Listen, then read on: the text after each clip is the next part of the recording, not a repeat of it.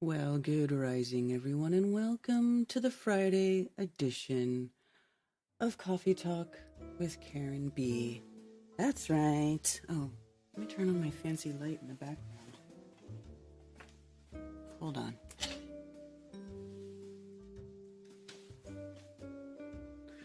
I like my subtle little background light. Anyway,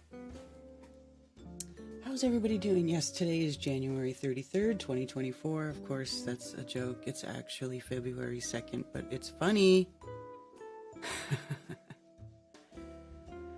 You also do a coffee talk on the days I start my 1 week fast. Oh, cool. Good for you. I should do a fast. I just haven't been motivated enough. I've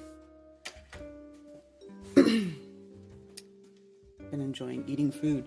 Plus, I live with a person who literally eats, I don't know, probably a metric ton of food a week. So there's always being food consumed. I mean, I have done it before. It's just been a long time.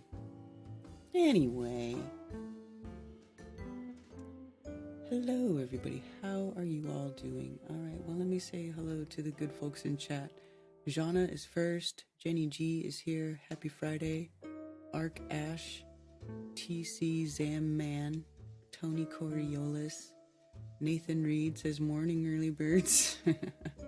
It's funny. Alpine Endeavor, Ralph Farmer, Jameson Kimbrell. How was your shooting pool the other day, Nathan? Twilight Nights, Inhuman Ways, Sue Finelli. Hello, Sue Finelli. Good rising.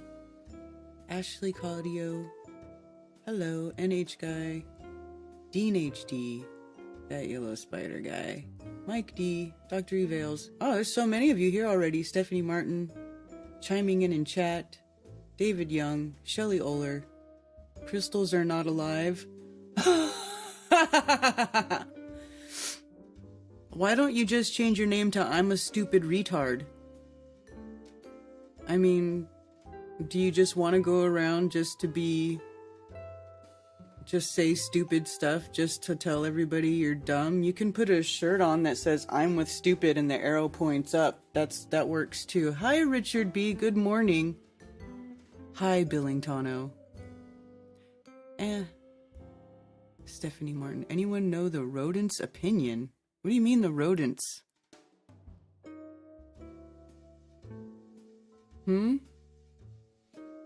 What do you mean? Hi, Shelly. By the way, I'm gonna shout out your meetup. I have the page open. Let me bring it up over here. I'm gonna shout out everybody's meetup, but I know Tuesday when we had Stefan on, Mark was just plowing through the meetup super fast, and I was like, damn.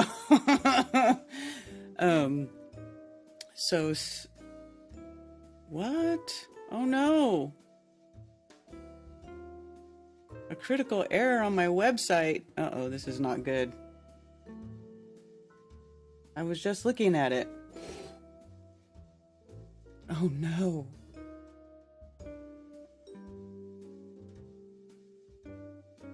A fatal error on your site. Oh shit.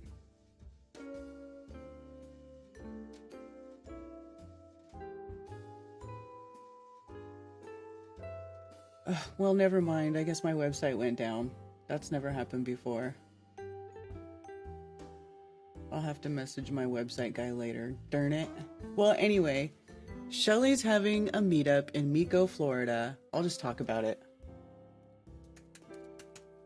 Sorry, Shelly. Can't believe my freaking website went down. Who put my website down? It's been getting attacked. I was going in there and I was getting all these weird spams and I was deleting them and reporting them as spam, and then now my website's down. So clearly somebody's attacking my website. They don't want us to meet up. They don't want us to have friends. I mean, not that we don't have friends, but we're gonna meet up anyway. Just because you put my website down doesn't mean that it's not gonna happen. What are you thinking? You think my website is the end all be all? I don't want to put my whole email on there, but let's see. February meetup on the 4th, which is the day after tomorrow, so Sunday at noon. at the clubhouse at River Grove Mobile Home Park. The address is 8332. Well, let me just see. I can put this up in a text document on screen.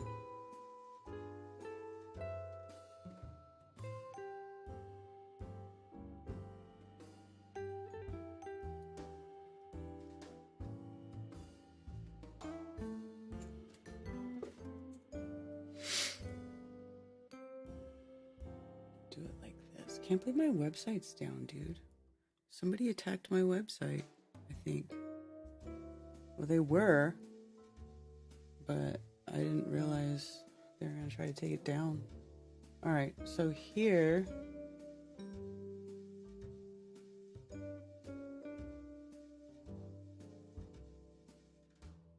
Here we go. What's going on?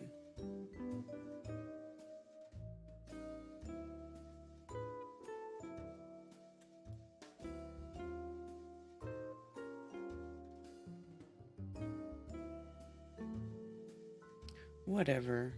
Gosh, nothing wants to work for me right now.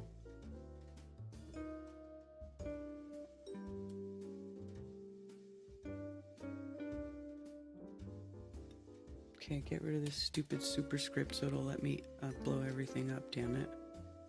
Fuck. Just something work? Will just something work for me? Please? What's going on around here anyway? Okay, February 4th, 2024. Many Christmas.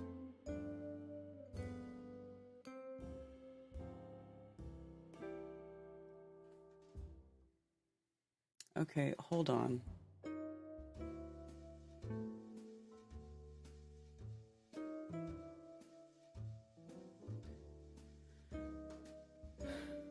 What is this retard saying? Why have you guys not hidden this retard already? He's sitting here just talking crap in my chat. I don't appreciate people coming over here and trying to commandeer my chat with their retardedness. Please go be a retard somewhere else, okay? We are not interested in your retard. Ugh. Anyway, Miko, Florida, okay? Boom. This Sunday, if you're there. I'll just leave it there. How about that?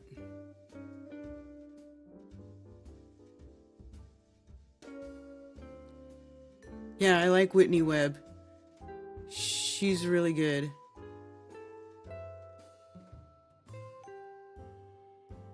The path to truth is indeed very narrow and winding.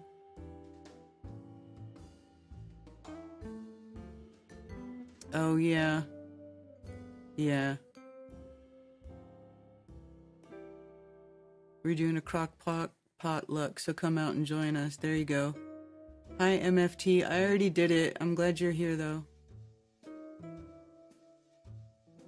Can't play with witchcraft. What are you talking about? You cursed yourself. Hey, what's up, G?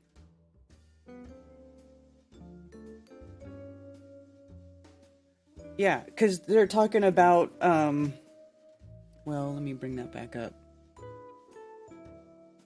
Truth about information control. Like, it really is about information control with their, you know, shadow banning people. I mean, you guys see it with my channel. No, you can't find my channel. I don't even have, like, why are they banning my channel?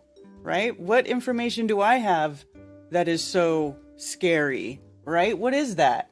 Oh, maybe because I encourage people to think for themselves?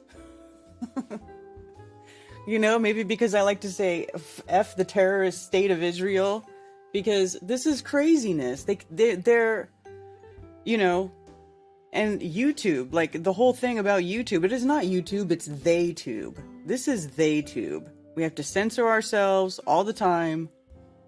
It sucks. Smart AF and fearless, yeah. Is it called Fryday because you're having a fry up? No, it's called Fryday. Well, You guys, it's funny that nobody's asked me that, and now that you asked me that, I'm like, oh, do I even want to tell you why I do that? Probably not.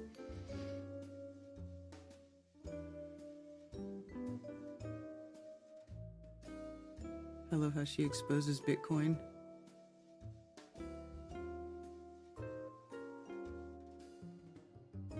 Oh, cheers. What's up? Real estate is the best investment over anything. I would agree with you, MFT. Absolutely.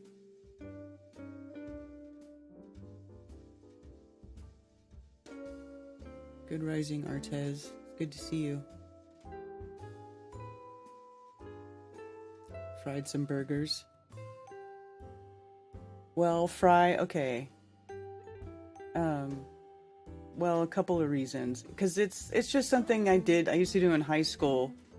My friends and I, right? Okay, so one reason is because we were all into Primus, because we were right there in the Bay Area, and that's where Primus is from, and we used to go to Primus shows all the time. Okay, Frizzle Fry is a Primus song. I am the Frizzle Fry, you know. It's like, unless you're into Primus, you're not gonna get it, first of all, that part. And then the other reason is because we used to do a lot of acid, and whenever we were doing acid, we would call it frying. So we would be like, hey, you want to come over to my house this weekend and fry?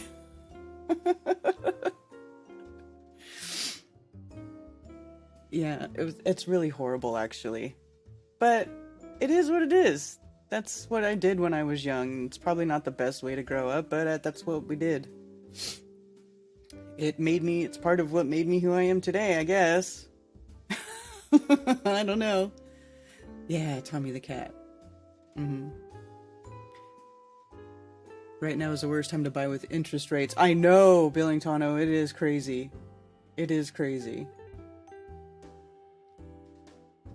I know. Let me see if anybody else showed up in these other chats. Nobody's chatting in the other platforms. It's quiet today. That's how Friday is. It's like, I don't know why that is. Why do you think that is? Why do you think it's a little quieter on Friday in the coffee talk than it is on Monday? Do you think it's because a lot of people take Friday off and so they sleep in and they're like, I'm not getting up. Never heard of Primus? Oh, that was one of my most favorite bands growing up. Loved me some Primus. They're still around. Yep, frying your brain. Yes, exactly.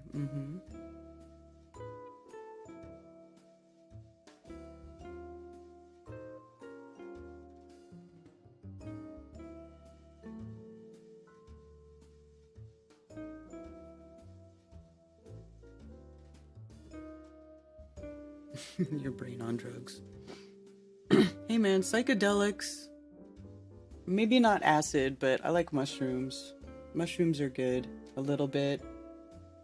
But yeah, we used to do too much. It was bad. 70 degrees today in Greenville. Nice. Hi, Cammie. Good rising, Cammie. Friday may be a day when people indeed sleep out. Yep. From a week of work. Used to trip quite a bit, especially at Pink Floyd's and Grateful Dead shows. Yeah, man, Grateful Dead shows. If you watched the stream, the Tuesday last Strange World, we were talking about that a little bit with Stefan, because we were talking about going to concerts and getting too wasted. Or Mark was asking me if I ever got too wasted to go into a show, and I was like, no way, man. Not me. I wanted to go see the show. I was making it in that show. I was making it in the show. They had a Flat Earth song and a Ukraine song. What are you talking about? Primus? Did Primus made a Flat Earth song?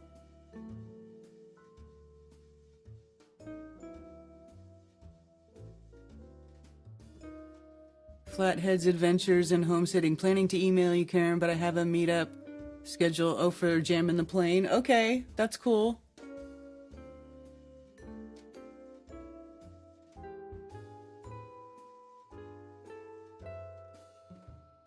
My name is Mud.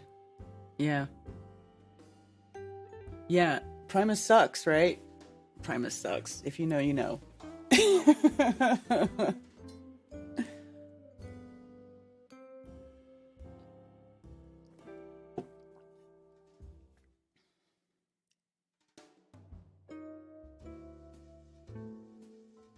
Because you're weak at the end of it. Yeah. That's why for a while I started saying strengthened, but it didn't really catch on. Should we start saying strengthened again? So instead of at the end of the week, you're strong, not weak. A strength instead of a weak.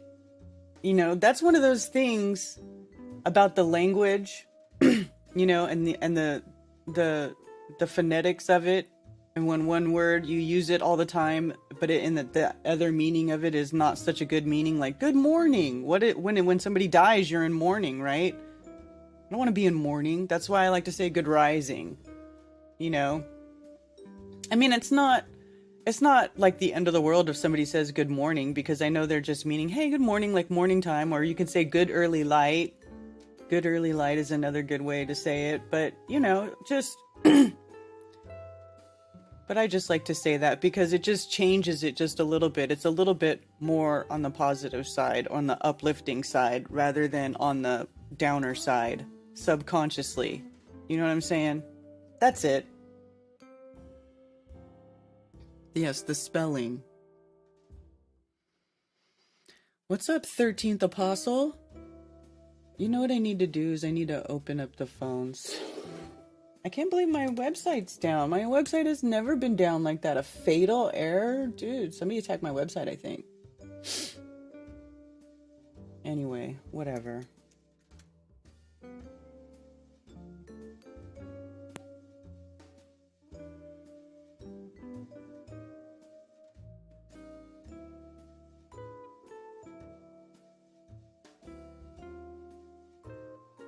Welcome to the conference center. You are a host. There we go. So I have my call board open if anybody wants to call in and chit chat on this fine Friday morning. Are you frying? Is anybody out there frying?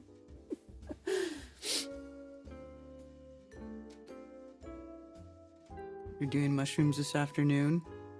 Cool. Say greetings or good day. Yes. Yes.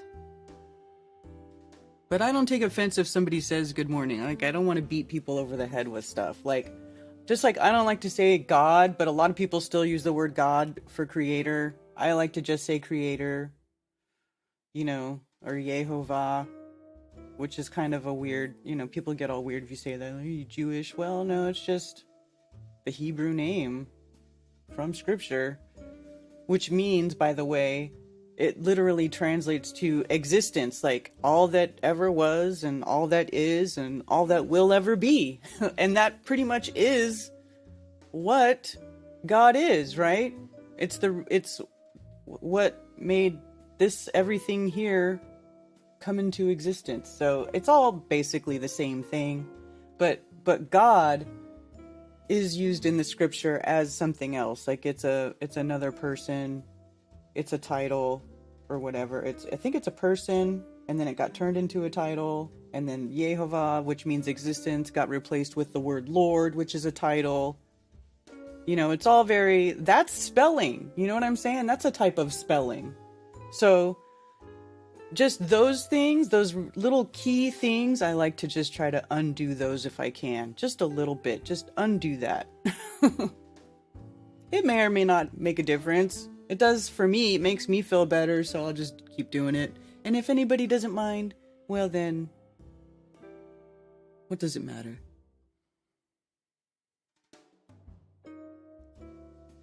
Makes you think about Lego creator different. Yeah.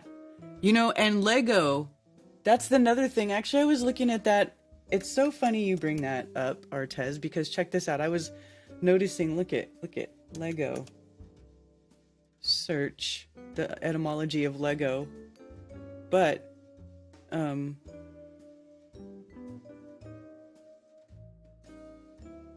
where was I seeing Legos?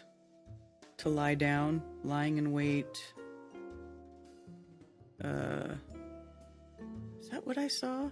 That's not the meaning that I was thinking of, though. No, that's leg, not Lego.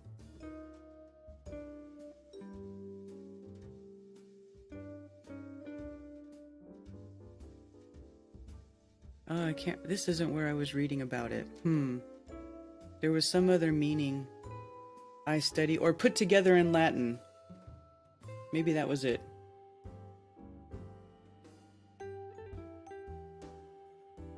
I think that's what it was.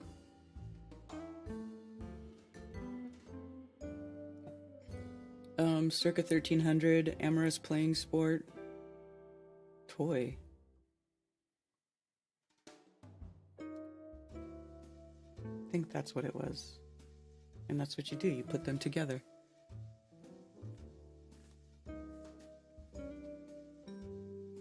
I use children instead of kids.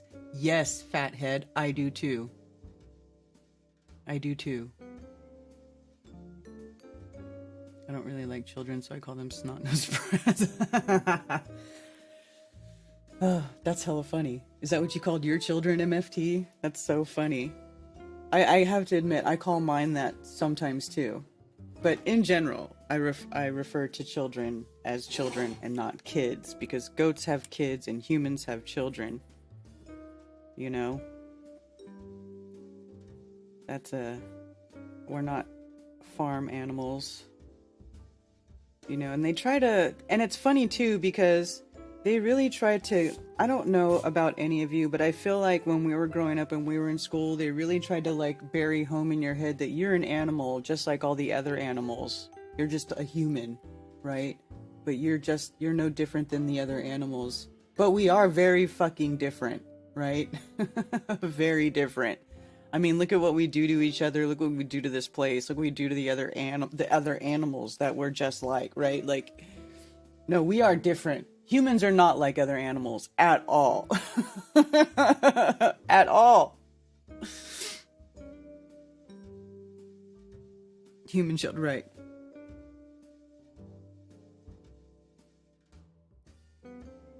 We have a caller already.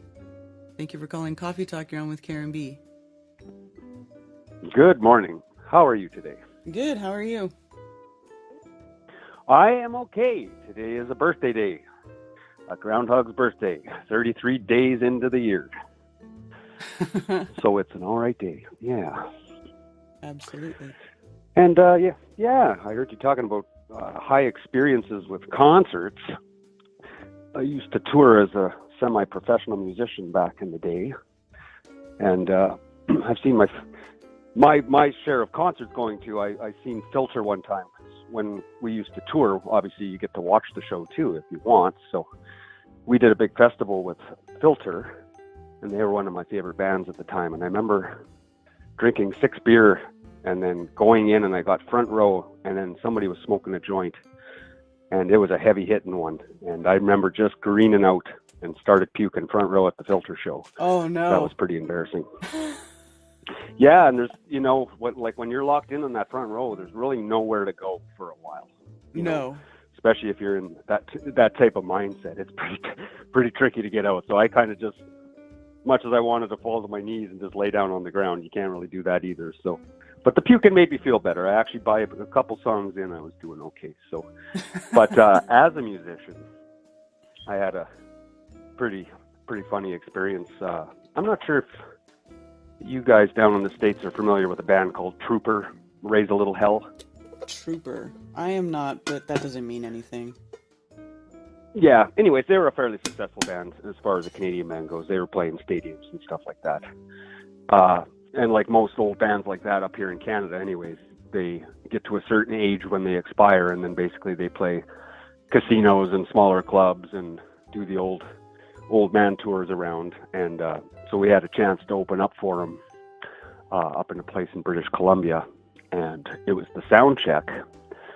And they were all there, and they were watching the sound check, and it was I think one of the first times we opened up for a fairly large name act, and it was pretty nerve-wracking. And it was normal for us to smoke joints before we'd do pretty much anything that we did in the band.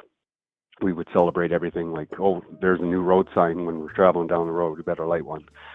And yeah, I ended up getting pretty stoned, and the song we chose to do the sound check for was Remedy by the Black Crows. And I was drumming back in those days, and it's a little tricky sort of off-time intro that comes in. And the first go-around, I screwed it up, and we sort of all had a laugh. And then the second go-around, I screwed it up again, had another good laugh. And then I screwed it up a third time in the row, and it was funny because I had the sound engineer that was working for Trooper. He came up, and he's like, "You all right, man? You need to take a break." And Trooper was coming up and being consoled by all these artists. You know, it's okay. You're probably nervous and blah blah blah and this and that, and you're young. And I'm like, no. I said, I'm just high, man. I said, I'm just high. I can't focus. If we could just play a different song, I'm going to get through this experience. And yeah, it was nerve wracking. I didn't like that. It was, you know, I'd been playing professionally at that time for about 10 years. We'd been on the road for a long time, and a sound check of all things isn't a big thing. But for some reason, I just couldn't get that straight, and it was embarrassing, it was frightening, and it was funny, I suppose, at the same time. Pretty boring story, but that's the way it goes sometimes. And that's that's what happens when you wake up early on your birthday and drink coffee, and who knows, maybe I'll get high and play some guitar this morning. So yeah, man. Well, happy that sounds birthday. like a fun thing to do. Well, thank you very much, Karen. Happy and, born day. I'll listen to the rest of the show. Yeah, it's a born day for sure. Yeah, speaking of the etymology of things, right? It's really weird how so many of the terms in birth and childbirth are related to the maritime thing. Yeah, coming down the birth canal and the water breaks and the doctor who docks you and strange stuff. But that's a conversation for another day, I suppose. Yeah, it's always a good Anyways, one. Have a terrific day. All right, yeah, you too. No, that's right. Oh, okay, thanks, Karen. Thank you. Yeah. Richard B., thank you for joining the channel. Welcome to Based. Is that an okay name for my channel? I didn't ever know what to do with that stuff. I will never pay to go to America for Flatoverfest. Well, I don't know where you are, Catherine, but if you're not in America, it is an expensive trip, so, you know, I don't blame you.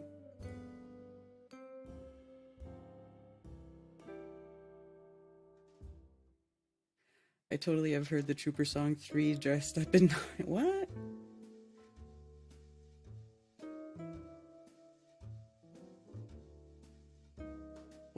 I haven't... Okay, honestly, I have not even been into Primus for probably 2 decades at least. They continue to make music. I know they're still doing stuff, but I don't know. And it wasn't like I hated them or anything. I just didn't keep up with it. So anything pretty much past like, whenever they were doing that weird stuff after Winona's Big Brown Beaver and all that is pretty much when I kind of stopped keeping up with them. But I used to love Primus. We loved Primus in high school. When I was in high school, oh my goodness, went to like every New Year's Eve show. You know, I guess it would be conspiranoia. I'd go to Flatoverfest. NDB, I don't know, you've been to a lot of them. I see you at all the events. It's awesome. I love it. I love that there's like a core group of people. They come to all the events. You guys are always there. You guys are the best.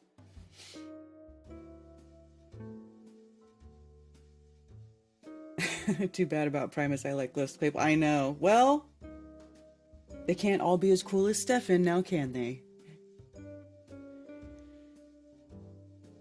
Sailing the Seas of Cheese. Yes, I used to love Sailing the Seas of Cheese and Frizzle Fry and the live album.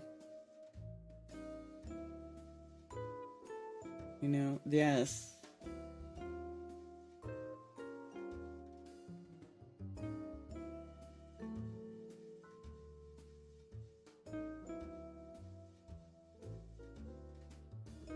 Richard B says he'd come again. That would be awesome. Richard B, it was really cool.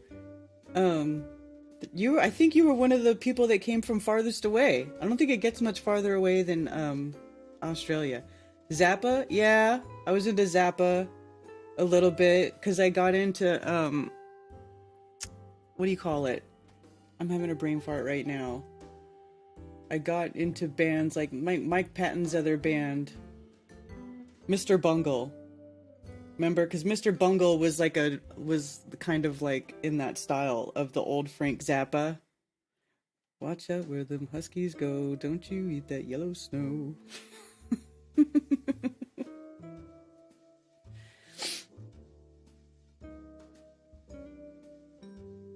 Like to go to the Flattoberfest, but I can't ever seem to get away. It could be like that. It'd be like that sometimes. This country is tiny. Where are you, Catherine? If you don't mind me asking, where are you?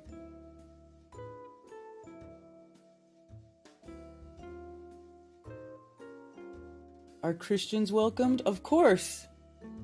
Dude, I've had Christians do presentations at my events. Did you miss that part? Look.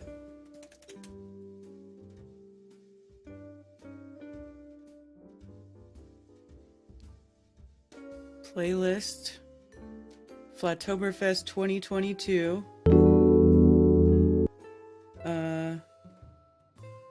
Sean Griffin. And it's 2.5 hours long. Look at this. The following. Later, towards the end of the broadcast, this picture again.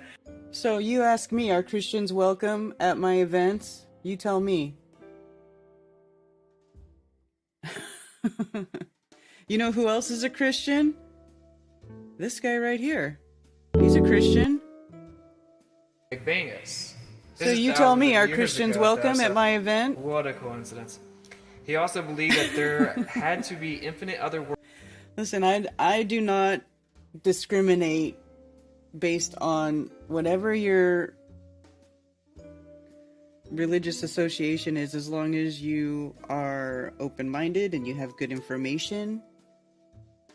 And Marty leads. Thank you, Jana, for reminding me. Was Marty there on 2022 or was he 2021? I think he was not here for 2022. No, he was. See, I can't even keep them straight. Marty leads. Manipulated our cosmology. They lied to us about Earth. So we know they're lying to us about Earth, which means they're lying to us about heaven. You tell me, are Christians welcome? No, we know. I showed Time magazine last year. Of course, they put this stuff in our face all the time. It's like, does heaven exist? Is God a thing? Let's rethink heaven. Is God dead? This is the kind of stuff that we're in. And Marty says God.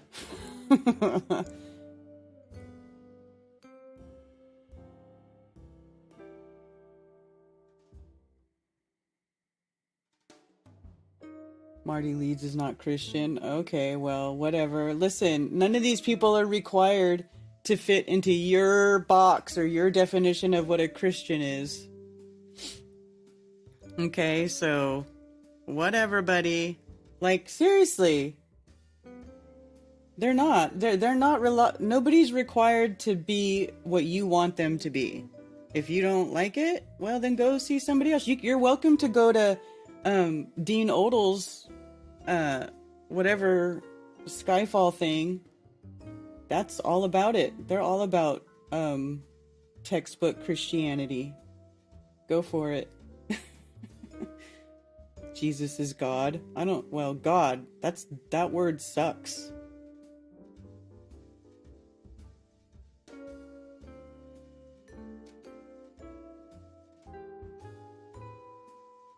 So much judgment. I know.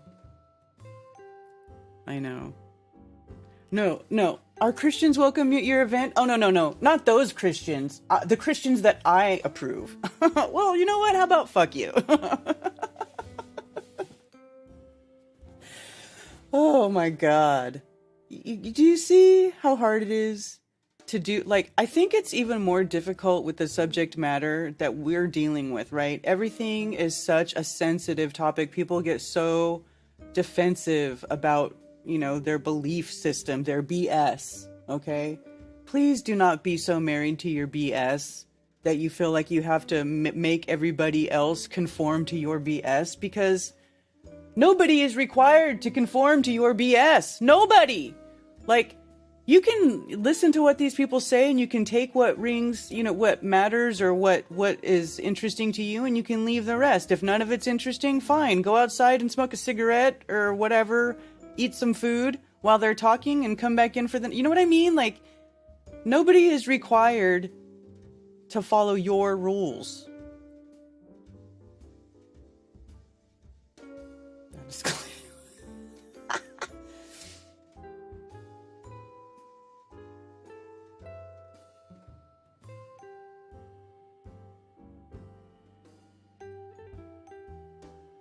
Jesus isn't God, or else he wouldn't have prayed to God in the garden. Then why does he tell everybody about his father then? I know, it's so weird.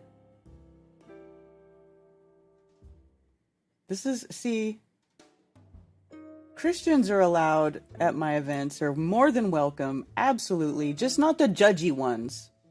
Not the judgy, finger-pointing Christians. Like, you guys can all just stay home or go to somebody else's conference, okay? That's what I'm saying. Go to Dean Odell's conference if that's how you feel about the people that I have at my events. End of story. He even does them on the same weekend, or at least he did one time. I don't know if he still does, but it's around the same time. Go there, okay? This is my endorsement for you to go hang out with Dean Odell, okay? Like, I'm not here to please everybody. I'm not here to please everybody, because that's not, it's never going to be, not achievable. It is impossible, right? I'm just here to bring together, people and speakers that I feel are, have something relevant to say that people can resonate with, that they can learn from, and then people can get together and, anybody who's been at the event knows what it's about, right? Like, I don't have to spell it out for you.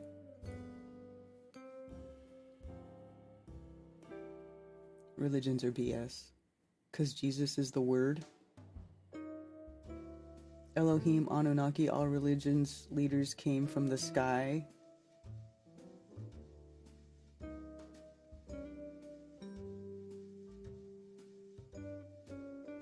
I don't even think you have to go through Jesus. I mean, I guess you can do that if you want. Whatever you want. However you feel good doing it, you do that. You know what I'm saying? Like, whatever you want to do, when you're inside your home, this is what you feel is right to do, and it makes you feel good, and it adds value to your life, then do it. Okay? Then do it.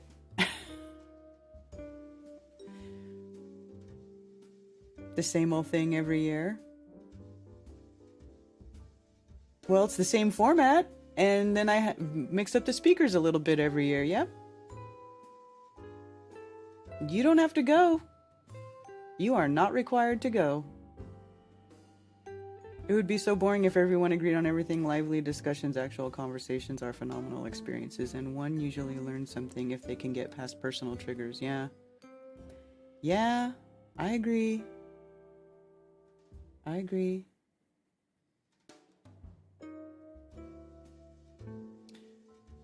Thank you for making your video titled Heliocentury Does Not Predict Eclipses. I was looking for proof that NASA was using the Saros cycles to produce heliocentric software for predicting eclipses. Yes, thank you. You're welcome, and thank you for commenting, Motoron1 on Rumble. Yes. Cody Bocephus, I'm here just polishing some aluminum on an old 50 Chevy. Oh, nice. Very nice.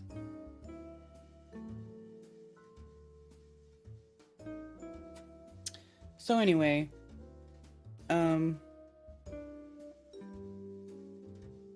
see how beautiful this video is? This is how my video is going to be all the time, forever and ever. Now. Oh, this video is private. Are these all private? No wonder. You know, this is what I'm saying. I hate YouTube. Remember when they were threatening to... They started giving me strikes for old videos, and I started making stuff private. And,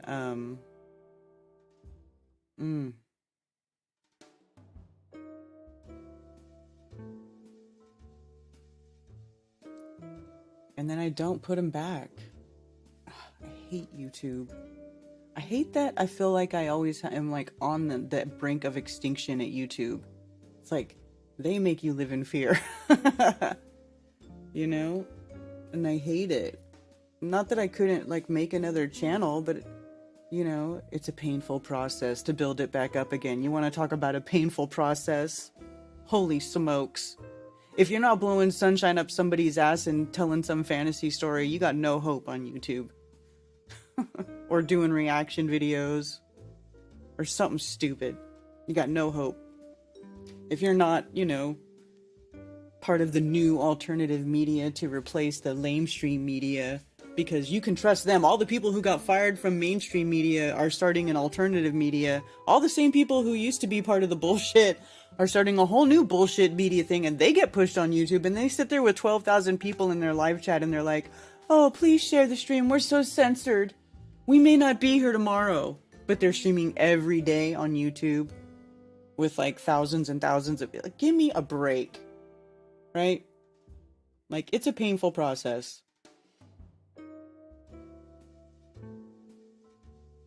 Have you heard about the comment that's accompanying the April 8th eclipse? I have not.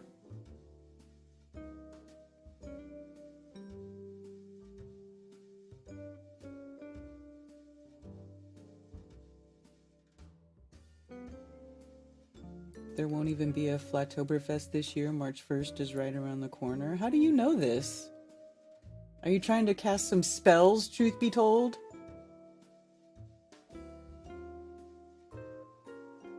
Total invasion, March 1st.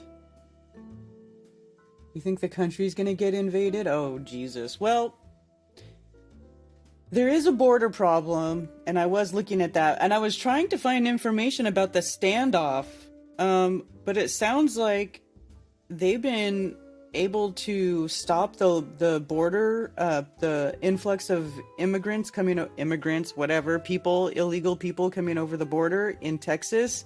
And so all of it is now diverting to, where did I see it?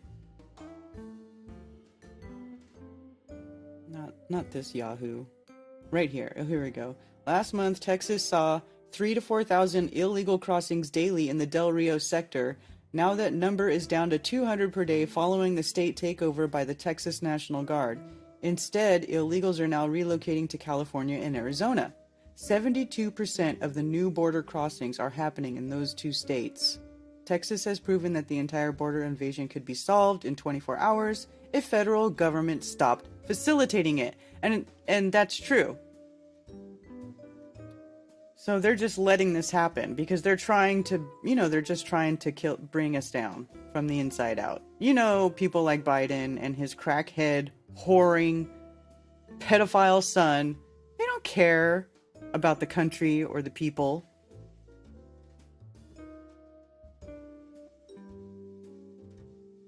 My guess would be civil war.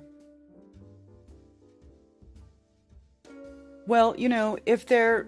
Thank you, Richard B, for gifting 5 memberships. You are the best.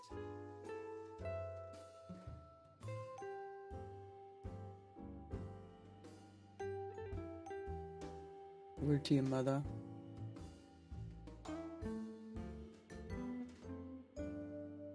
Lay off the boosters.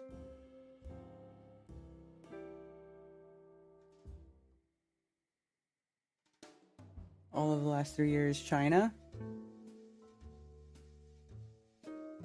Yes, treason. Your reaction to the videos, the melted brain, melted buildings. Thanks, Artez. I know. Everybody loves a good rant. It's funny. They are. Good Friday, Bradley.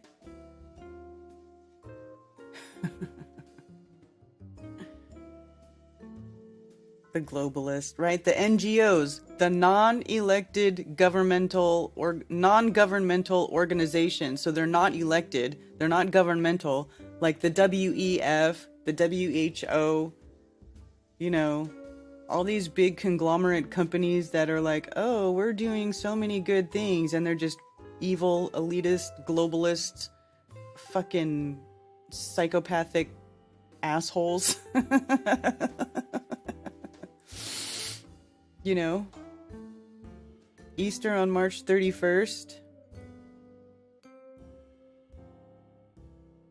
Passover in April. Have they always been so split? Well, it changes because it's based on the sky clock. It's got nothing to do with Jesus resurrecting. You know what I'm saying? All of these holidays like Christmas, December 25th is not Jesus's birthday. And if it was about the day when he resurrected, why would it change all the time? It's all based on when the full moon is.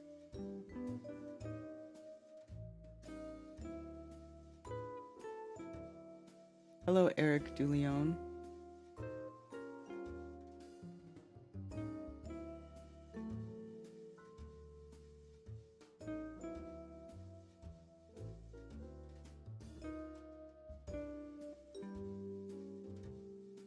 On Anus, Sunshine, and Hope.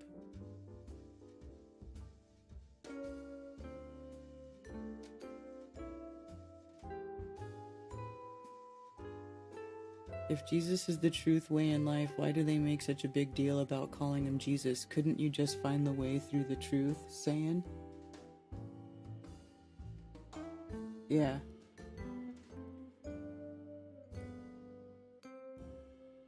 Where does that come from, the way, the truth, and the life? Is that from scripture? I haven't got that far in the Bible yet. I'm still reading the Bible. I decided that I am going to read the Bible. I've started to read it. I do a show on Saturdays where we read it. I don't know how long the show will go on, but we do it, and it's there for anybody who cares to watch.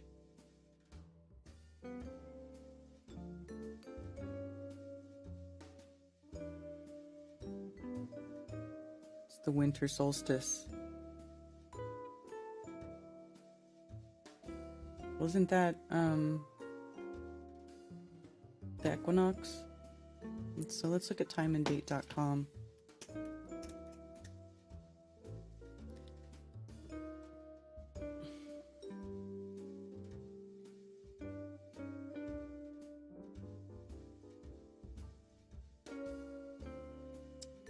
So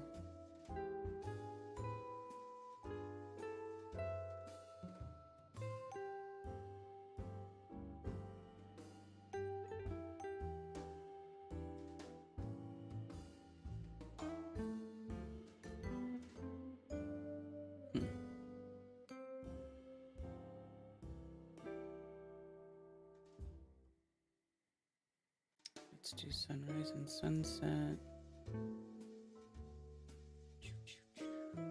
For Charlotte, we'll use Charlotte today.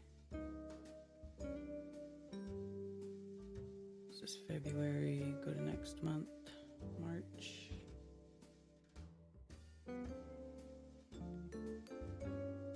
Hour shift because of change forward. God, we gotta stop doing that stupid time change.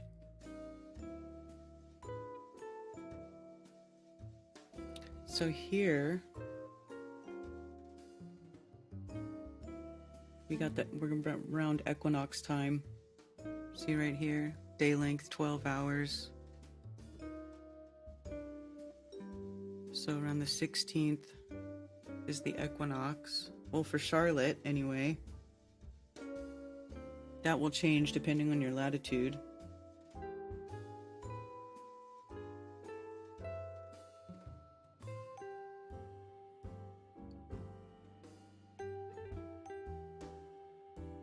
Hello, Chicago artist.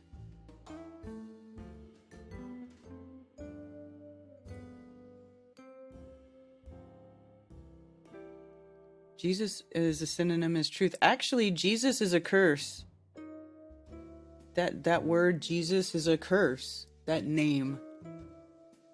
May his name and memory be blotted out. And it was actually, Jack told me that. And then he showed me where to find it. We looked it up. It's all on one of the scripture studies. And then I was watching this Brother Nathaniel dude, and he said in an interview with this Brother Nathaniel guy, and even he was saying something like that. And I was like, oh, he just confirmed the name Jesus is, may his name and memory be blotted out, as a curse.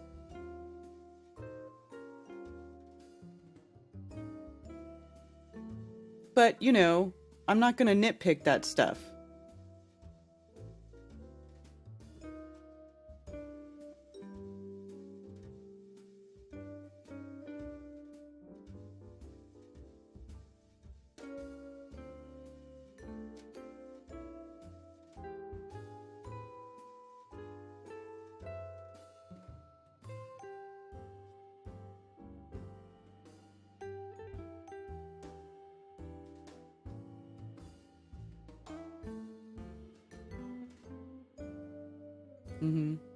Time change was before Halloween in the past.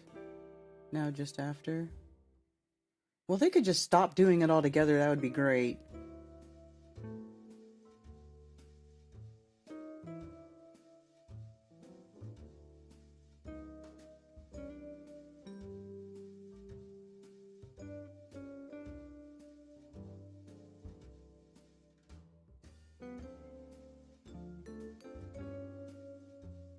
Brian trying to get furniture.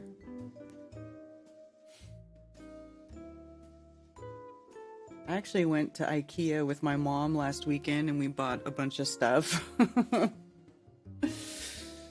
Because I just needed another desk, so I have on the other side of this desk here, I got a desk that is on the opposite side of the desk I'm using here, and it's got like my other stuff on it. Like, I just needed stuff. It's actually very helpful. I also got a shelf for my son.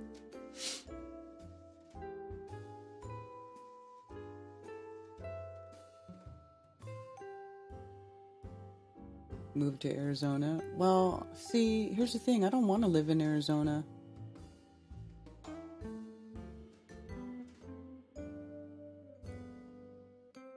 The truth is a curse. When you discover it does not feel like a curse. The way you get treated, I don't understand. What are you asking?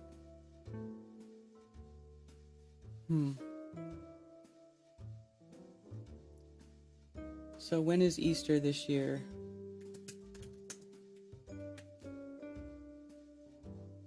Sunday. Approximation of the equinox. The Easter date depends on the ecclesiastical approximation of the March equinox. Well, this is like 2 weeks off of the equinox, as I just showed you.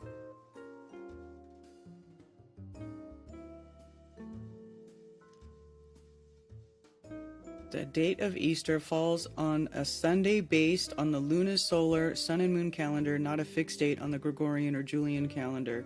Easter date each year has been determined to fall on the Sunday after the full moon following March 21st for the Western Christians who use the Gregorian calendar. Thus, Easter will fall between March 22nd and April 25th inclusive each year. For Eastern Christians who use the Julian calendar, which is 13 days behind the Gregorian calendar, they have a similar way to determine Easter based on the first full moon after April 3rd. Thus, Easter will fall sometime between April 4th through May 8th each year.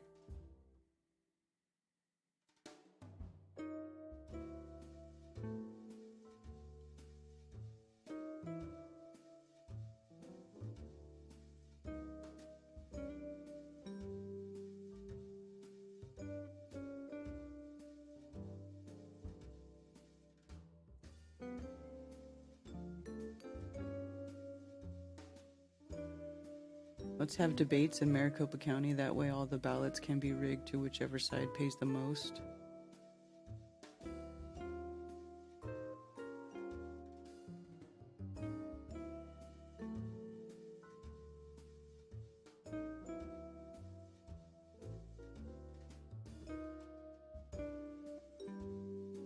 Do you guys remember that sheriff guy? What was his name?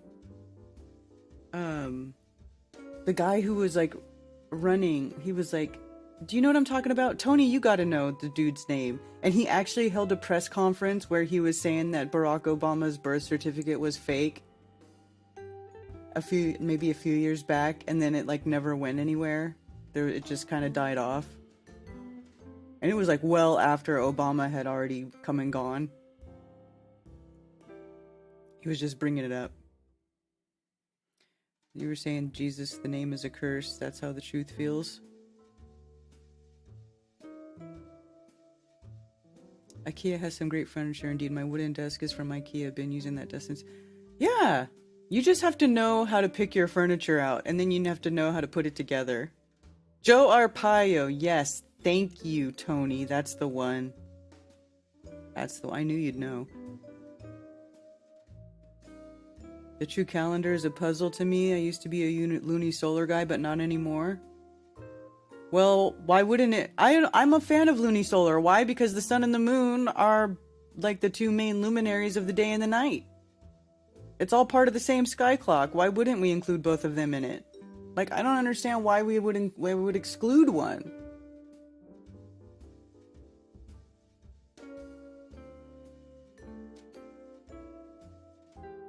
Why do Americans think it's liberty to expect everything handed on a plate and to take whatever they want whenever they want? Or am I incorrect in my summation? Catherine, you would be incorrect. That would be the government, not American people. They do that to us too.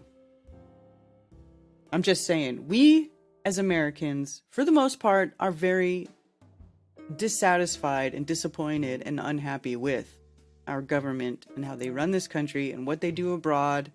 It is atrocious.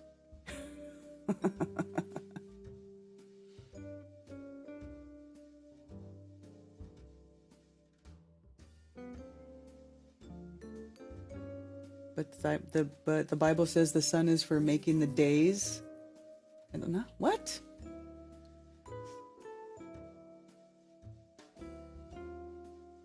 All of it is this. It's all part of the sky clock. I don't get it. Why do they need to be separate?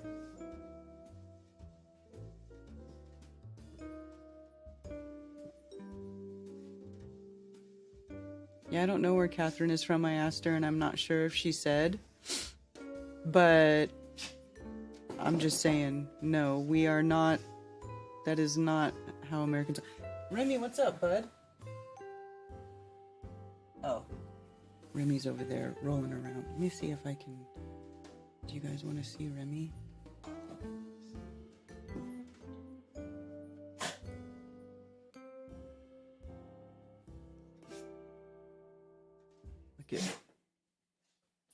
Look at my Doge.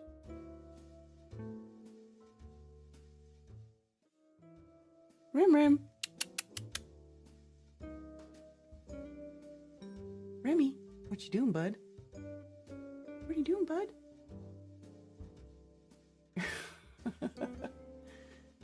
All right, that's enough of that.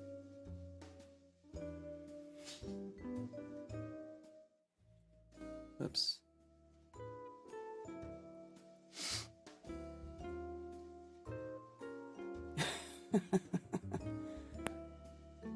People saying they should be able to fish without a license. Well, see, I do think people should be able to fish if they're actually feeding themselves.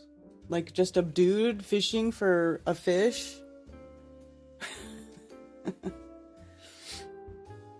There's a lot of people here that think that you should be able to fish without a license.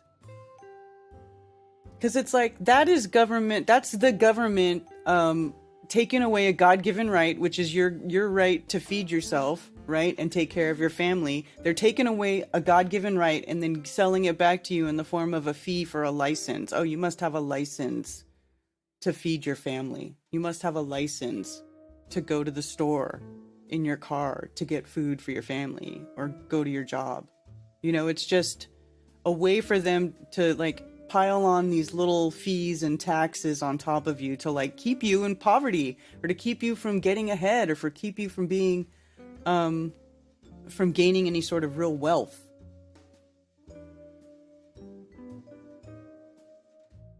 Brian Stately is too cool to fish.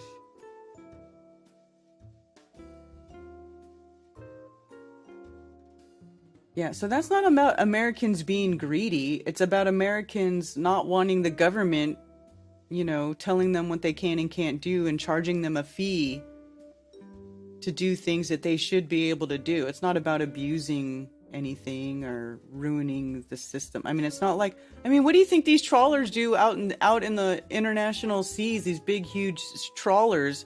That's a fucking problem. Way more than like some dude out in the creek with a fishing pole. Like, that guy is not overfishing. He's taking what he needs and then he's going back and he's eating it. These trawlers with their excessive giant nets that catch everything, even stuff that people don't really want to consume. I mean, that's the problem. The dude in the creek or in the river with his fishing pole is not the problem.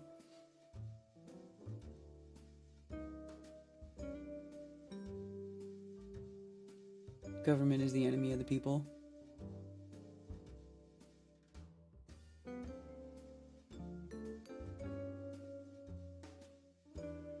Well, like natives and stuff who depend on salmon, they know when to fish. They know what to do. This isn't about that.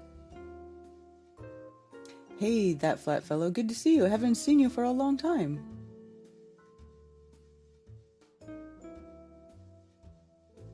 After the breeding season, they're all dead, Catherine. That's right. They die where they were born. That's true. That's why the bears go there. Isn't that when the bears are hunting all the salmon?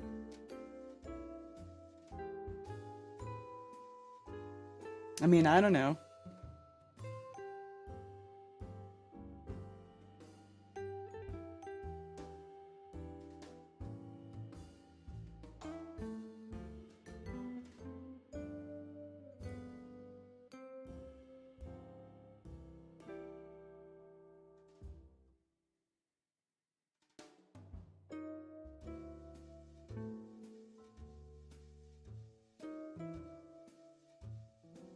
Commercials should be regulated for conservation and safety. Definitely. Those big deep sea big heavy net fishers.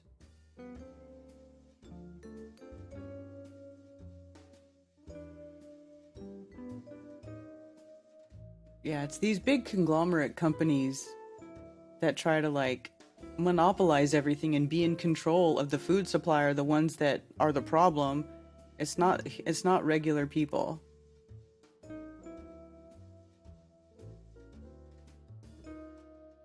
Doesn't matter to me. Nobody wants fish out of the East River anyway. Right? Could you imagine? Actually, I think I have seen video of New Yorkers, of somebody fishing in New York. Oh, thank you for the super chat, Bradley. The new year begins on Nissan. Nissan begins at sundown on April 8th. April 8th is the sun eclipsed. What a weird way to end this year or begin the next. Huh.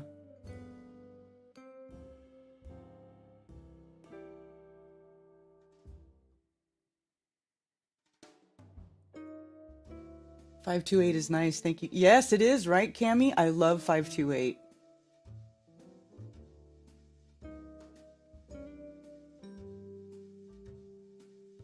What's Nissan? Now I'm gonna look it up.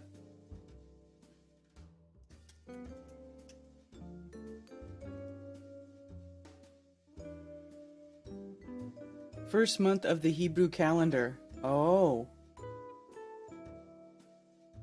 I've never heard this word before. Nisan or Nisan, Hebrew, is in the Babylonian and Hebrew calendars is the month of the barley ripening and the first month of spring. The name of the month is Akkadian, is in Akkadian language, borrowing, although it ultimately originates in Sumerian. And yes, I am reading from Sheeplepedia. I know this.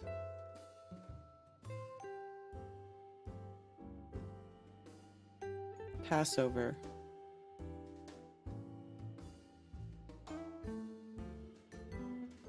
The Seder table, the ritual feast and a Jewish holiday of Passover, which occurs on the 15th of Nisan.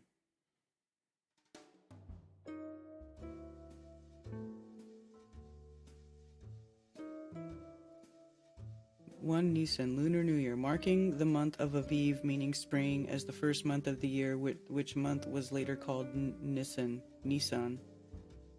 The first national mitzvah was given to the Jewish people to fix the calendar to the new moon of Aviv, according to the book of Exodus.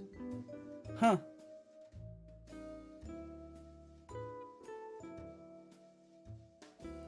1 Nisan, the day the flood waters receded from earth after the dove was sent out by Noah and returned with an olive branch, according to Genesis 8:10 through 13.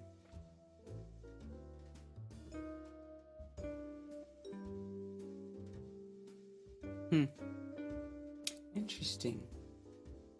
I wonder if it talks about that in scriptures. It says Genesis what? 10 through 13. The generations.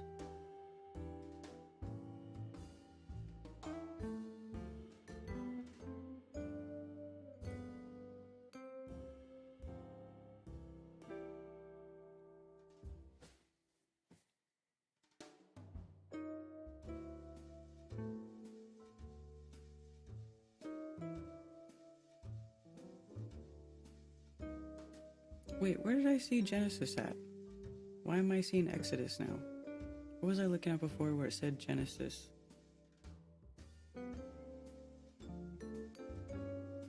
Oh, right here. 8:10 through 13. There it is. 8. Chapter 8, verse 10. And he stayed yet other 7 days, and again he sent forth the dove out of the ark. And the dove came in to him in the evening, and lo, in her mouth was an olive leaf plucked off. So Noah knew that the waters were abated from off the earth. And he stayed yet another 7 days, and sent forth the dove, which returned not again unto him any more.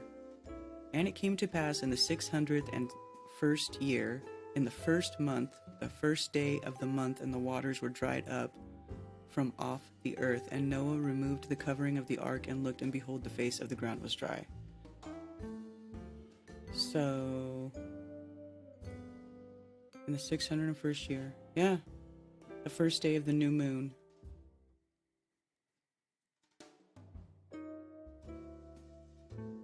Saw that the ground was dry. Yeah, so lunisolar. It is lunisolar, by the way. Just so you know, it's okay you don't need it.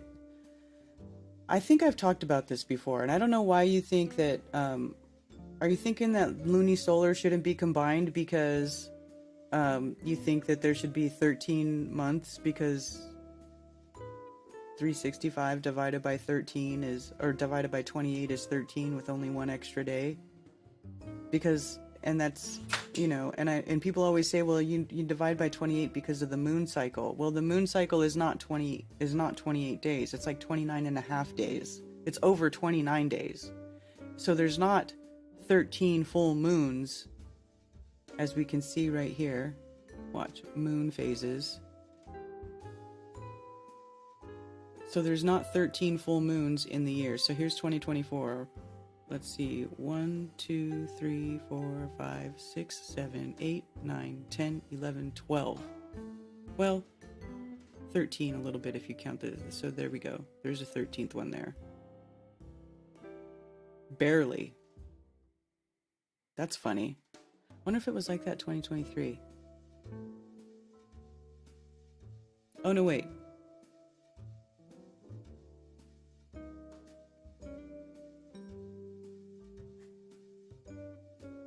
But the moon phase is not 28 days, is my point. So here's the moon phase.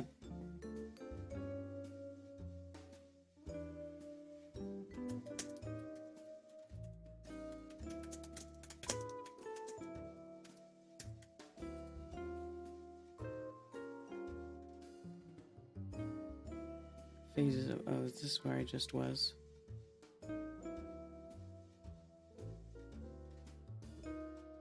"29 and a half days.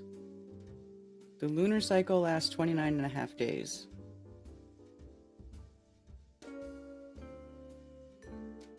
I wonder if that's because if we have an extra cycle because this year is a leap year.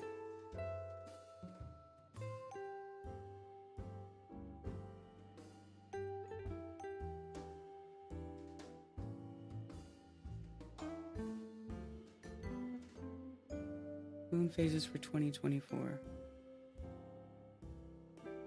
Yeah, see this extra one down here. Let me look at 2023. Go.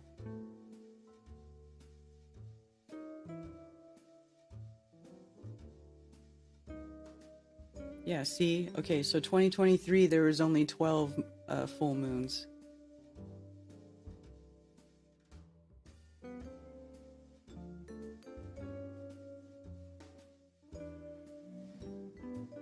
Oh no.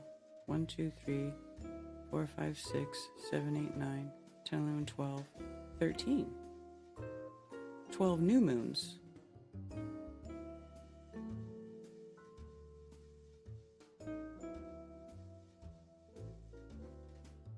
And then this year, oh, check this out. 1, 2, 3, 4, 5, 6, 7, 8, 9, 10, 11, 12 full moons, and then 13. This is the new moon phase, not a full moon. That's weird. So it doesn't quite work out with the moon phases. It's like, does it go change every year? There's 30 days somewhere on a flat realm.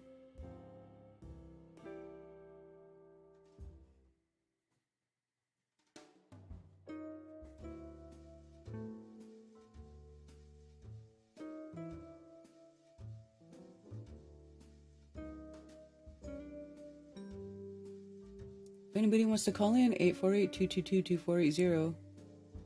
Gives the eclipse thing a whole new meaning.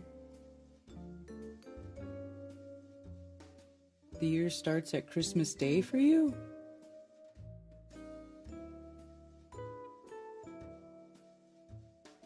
Do you guys see this person telling us we're all mentally ill and spiritually blind? This is why I don't want to give people new wrenches, because the wrenches that are here, you guys don't do any. You guys hardly ever... So much shit gets past you guys. I mean, it's hilarious. Come on. Come on, brother.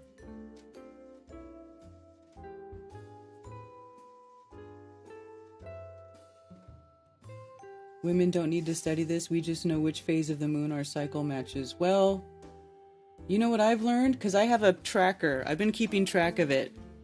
And mine is not aligned to the moon cycle. The 28-day cycle is not aligned to the moon cycle. The moon cycle is 29 and a half days. So, I'm just saying.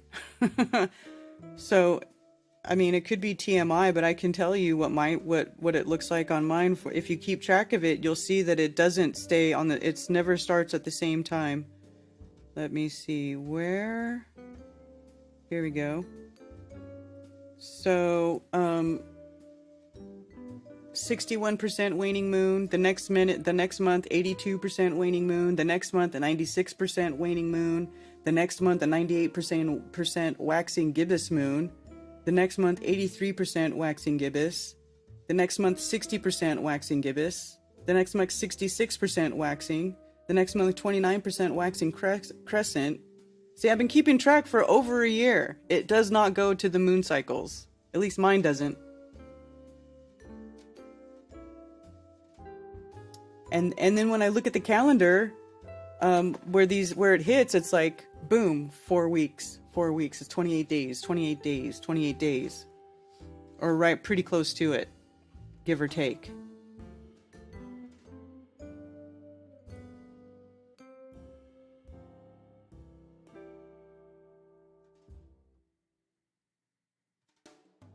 Time to play whack-a-mole mole troll. And no one count the 12th hour or month to come up with 13.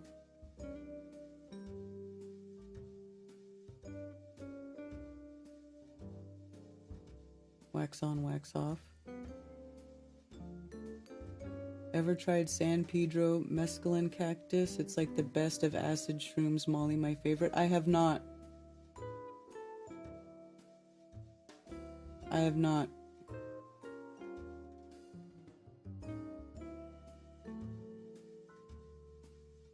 Mescaline cactus. I've heard people talk about that, but no, I've not. I mean, you know, I'm not trying to do like every psychedelic drug there is known to man. You know, I mean, I have children. I have very select few times where I can even think about doing stuff like that. And I don't, you know. Thank you for calling Coffee Talk. You're on with Karen B. Hey, Karen B. Tony Coriolis. How's it going, Tony? Doing great. So what you were just talking about with the, how we got 13 new moons this year and then 12 full moons? Mm-hmm. I was totally going to call in and say that. I realized that like last week. So awesome that you saw that as well. And I only found it because I saw like a post that said what each full moon is named this year, and I saw 12. And I just know I've called in and talked out the whole, moon cycle calendar thing before. But no, awesome. And I just think, I don't know how many years have 13 new moons. Like we didn't last year. We didn't have 13 new moons. We had 13 Right, it was full moons. It was the other way around last year. Yeah. So I just found that interesting and good find. Yeah. So I don't know, I was going to say something about Chinese New Year, but no problem. Have you checked out that Heavenly STEM? Do you think you and Mark are going to be doing some, Chinese New Year digging during that stream, or what do you think the plan is? Yeah, we could do some Chinese New Year stuff. I actually don't know what the Awesome. plan is. I just wanted to get Mark on another live Yeah. stream, especially because it's the Totally. it's the anniversary of the clues, and that is such an important series of videos. It brought us a lot of really cool people, and so that's all. Yeah, I agree. It's gonna be a cool show, no matter what. Yeah. Yeah. So I was really happy when you found the whole moon thing with the 13 new moons this year, and then I just wanted to end with so back when I was in high school, starting high school, I was in drumline, and there were some senior guys that were all the cool stoner guys, and they were all into Primus too. So they kind of got me. Those are some of my first, I'll burn you a CD, and it was all Primus stuff. So, yeah, I like Primus too, back in the day. Nice. But I didn't even smoke weed till I was 18. I was a little goody two-shoes. Oh, that's funny. A lot of people didn't. Yeah. Yeah, I was a late bloomer with all that stuff. And then, It's probably when better I to turned wait. 20, I was already drinking. What's up? I said, Yeah, probably better to wait. It's probably better. Let your brain develop, and then you can ruin it. For sure. That's why I'm so smart now, because I waited, And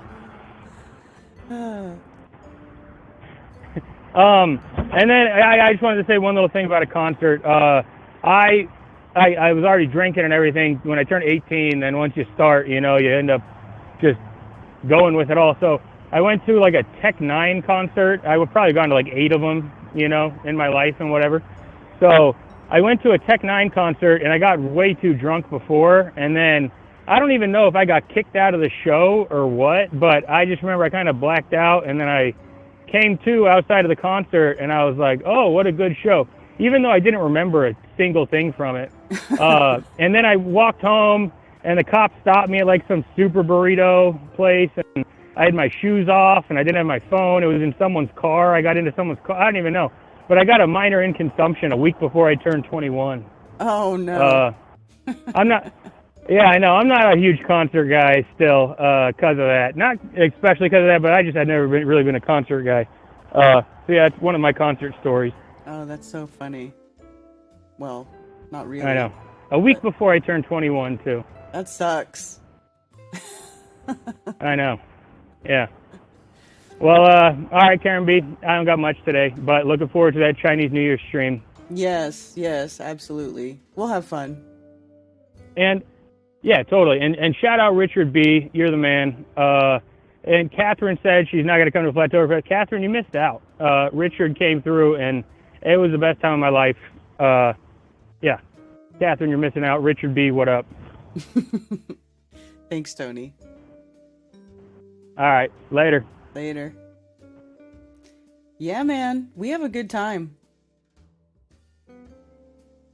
I fixed TV so it's not OV. You don't have to crook neck.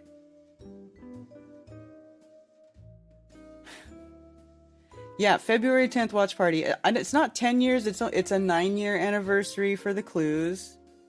and it is the year of the wood dragon, which is supposed to be a super cool year. It's 2024. You know, it's just a fun. Why not? Do we really need to have an excuse to have a stream and have fun? I mean, come on.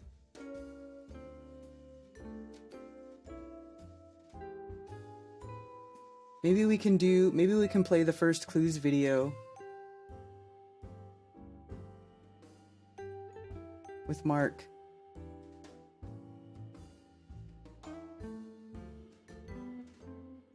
Creator's realm is perfect, like a clock, but the Gregorian calendar, wow, what a mess. Feels like 10 years. It basically is 10 years, Cammy. I mean, really, it basically is 10 years. 9 years, 10 years. When you're as old as us, is there really that big of a difference? 1 year, you know? It basically is 10 years. Might as well be. I mean, you know, I guess it is 10 years for Mark, technically, because he found out about it and then made the clues videos, and the clues videos released on February 10th, the first one. So that's very early in 2015. So yeah, he was looking at all that stuff in 2014. So it is 10 years for Mark. Wood Ox here for what it's worth. Hey, cool. I like, you know, that we now know about the elements that go along with the animals in the Chinese zodiac, because it actually makes it more interesting to me. Because before, when it was just the animal and like that was it, I was like, okay, year of the so and so what? But when you put the elements in there, it adds another layer of complexity, and it starts to make more sense. Especially when we read the one about the earth monkey, which is what Mark Sargent is, an earth monkey.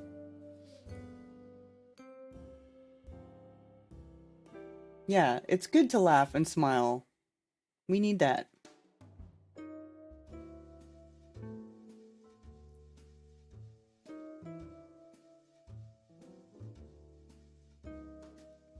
$85. We can figure it out real quick.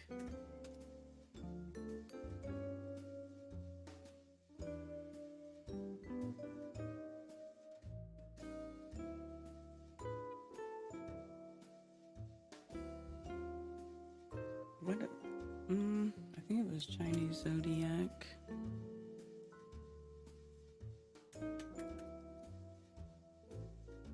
The Chinese zodiac.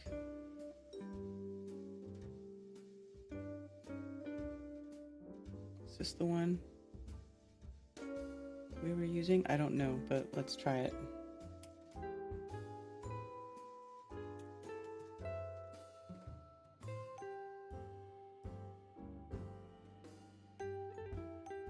Ox.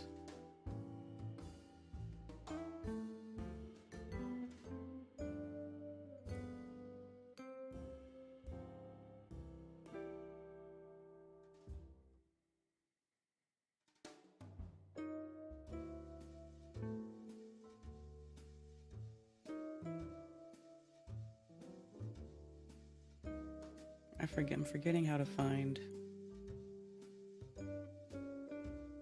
what element.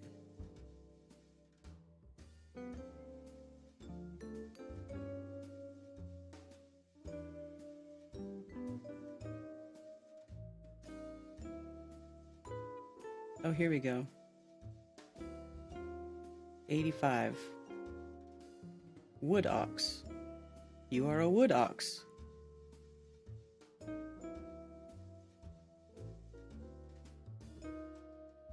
No, he's earth monkey.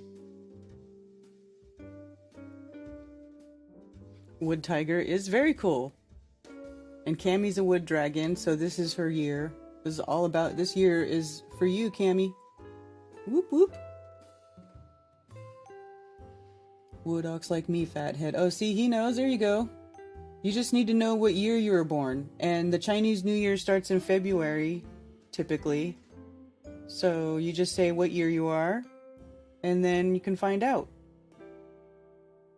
I wonder if there's a,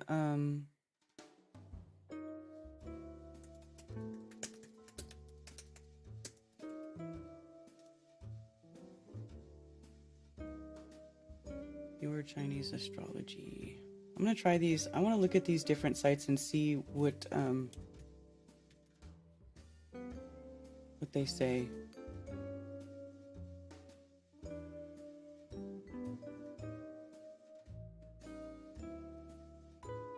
If it gives you the element. Horoscopes, people born, da da da da.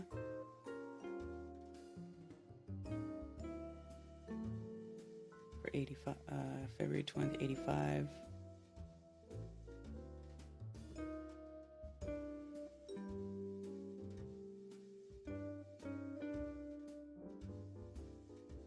It doesn't talk about the element.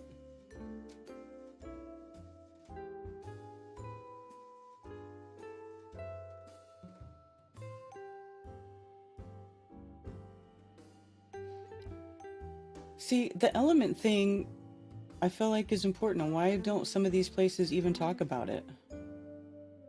Here we go. Wood ox.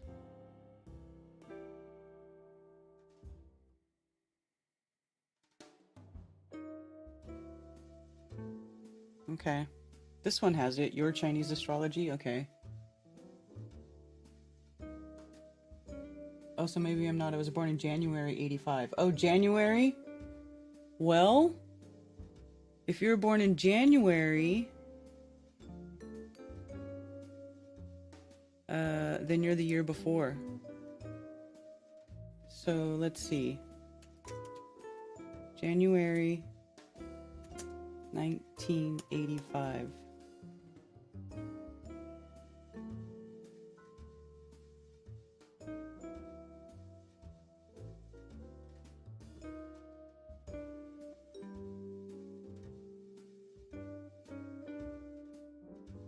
That didn't take me where I wanted to go.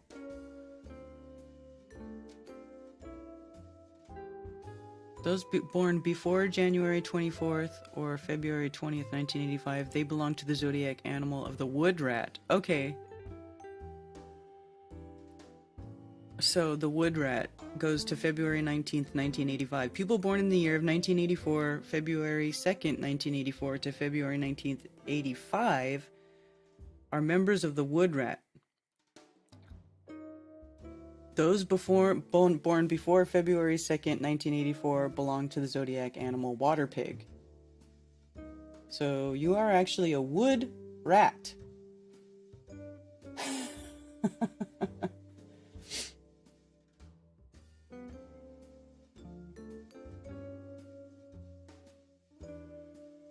Fire sheep, I guess I'm sheep after all.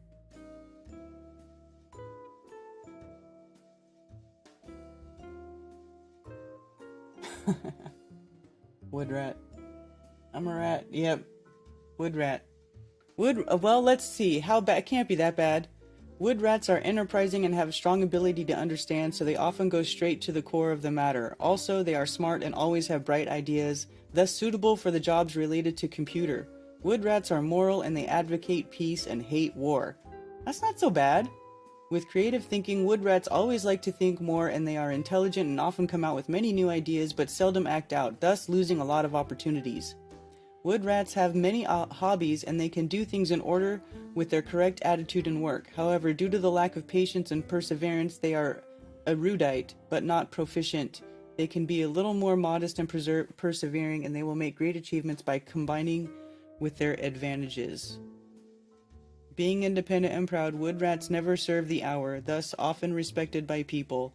However, this leads to two results. On one hand, it's difficult for them to be promoted in officialdom. On the other hand, they are popular among the public and live a comfortable, harmonious family life. Wood rats are familiar with laws and regulations. They are conservative, group-oriented. They prefer living a safe life, and they often feel uneasy. That's why they work hard.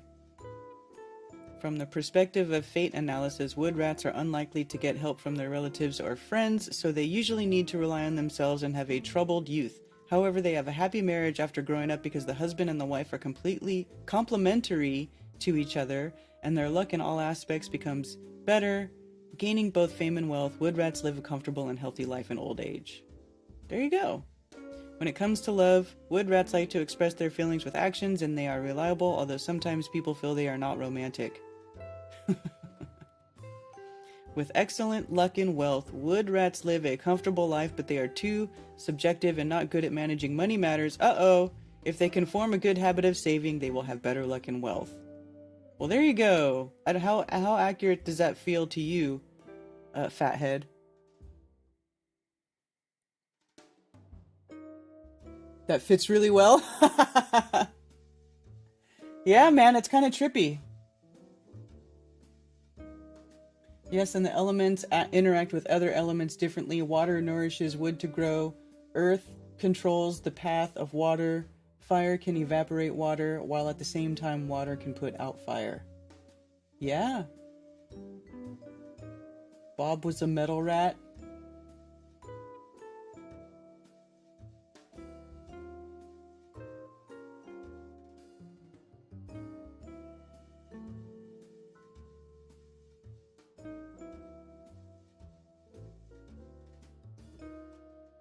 Water boar. Metal rat.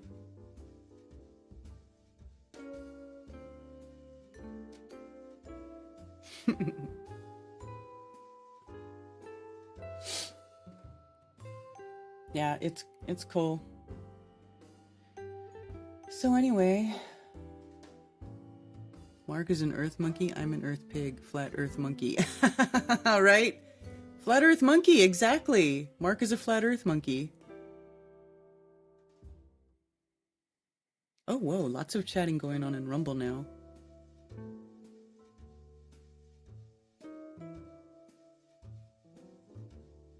Maybe when you learn the truth, it's better to shut up.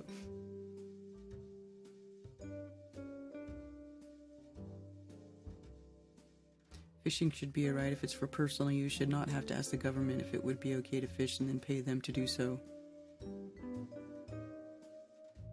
Yeah, the blue moon. The blue moon is when there are 2 full moons in one calendar month. So December has 2 moons. Oh, it's 11/11. Oh. Yay. Look at that. That's fun. 11/11, y'all.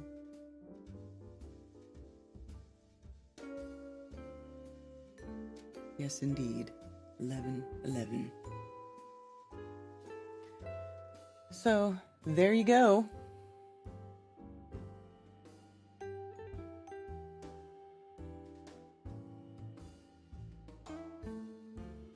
Wood is a really good element to be associated with too, fathead. It's like, let me see if I can bring up a little description of the wood element.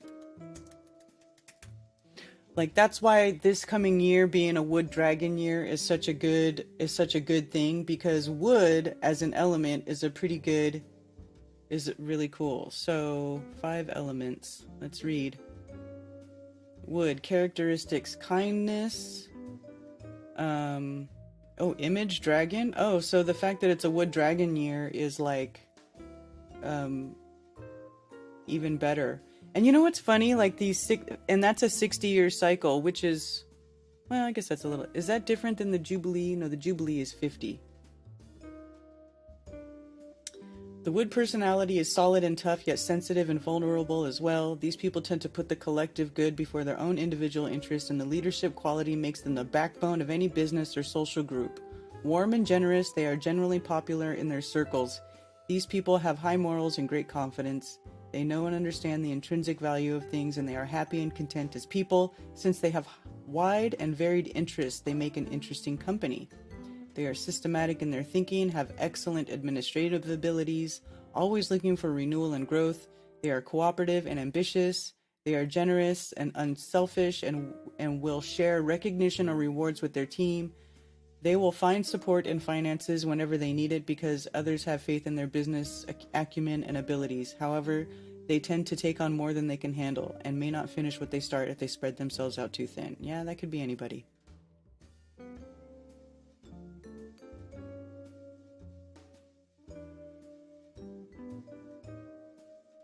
Rat is the most intelligent. The rat won the race put on by the Jade Emperor. Well, there you go, Tony. That's That's a good point.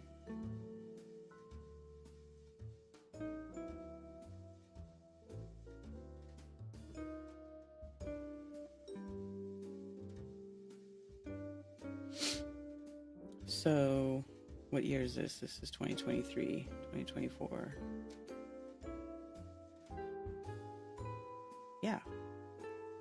So, 1, 2, 3, 4, 5, 6, 7, 8, 9, 10, 11, 12. Only 12 full moons in this year.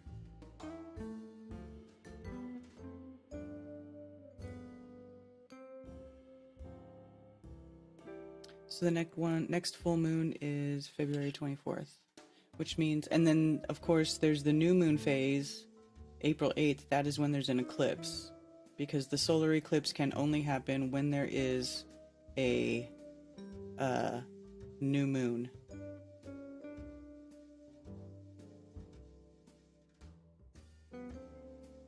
Penumbral eclipse. Penumbral eclipse is a joke. It's a joke. You don't see it. You literally can't see it. Hey guys, has anybody ever tried to go out and observe the moon during a penumbral eclipse? A penumbral lunar eclipse? So supposedly during the full moon, it's like that outside light shadow part of the, of their eclipse, how they have the umbra and the penumbra. Well, this penumbral eclipse, it's like a dimming of the moon. I could not even tell. I couldn't even tell. You can't even tell it's happening. So, I felt no affinity with my fire element until I read the health complaints. I always have a headache.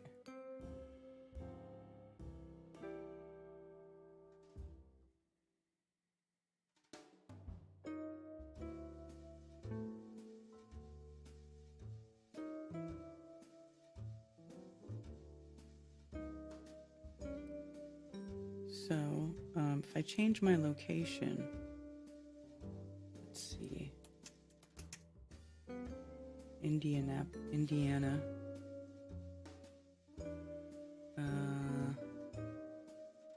for total solar eclipse, right?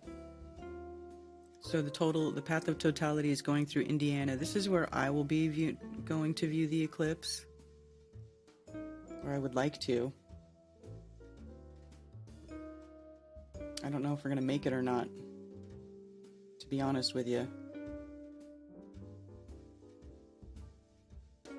But there in Evansville, you'll have totality for over 3 minutes. It's a longer. The totality lasts longer than the totality of the eclipse in 2017. So the totality of the eclipse in 2017 was like 2 minutes and 40 something seconds, and that was the longest. This one, there's going to be parts where it's almost 4 minutes long. I am pretty sure. Three minutes. Yeah, right here. Look, over Indianapolis, it'll be total duration 3 minutes and 51 seconds. That's extremely long. That's well over a minute longer of 100% totality than when this crossed over. And it happened in 2017 in South Carolina, and that I think is really strange. Why would there be such a huge difference in the length of the actual totality of the eclipses?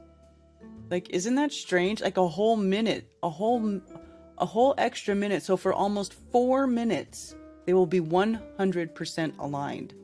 That's bizarre. That's crazy. Because last time it was like 2.5 minutes.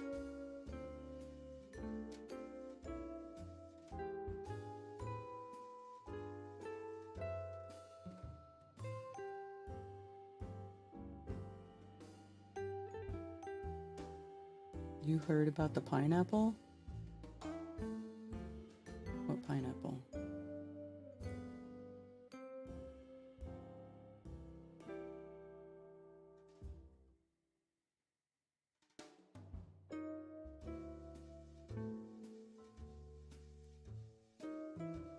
Mm-hmm. So anyway, that's kind of one of the things that really boggles my mind about this eclipse. So I would really like to be able to go film it. So I think there's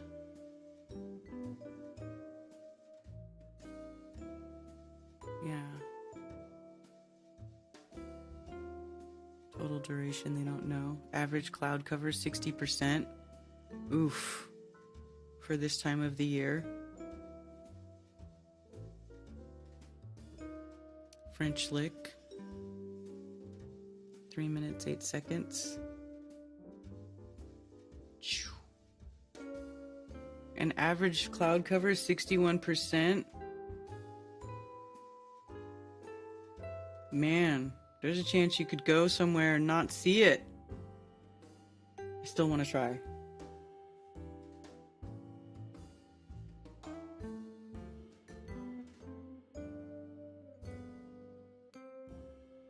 Classic tale of the sun and the moon falls back, but because it is a circuit, he comes out ahead.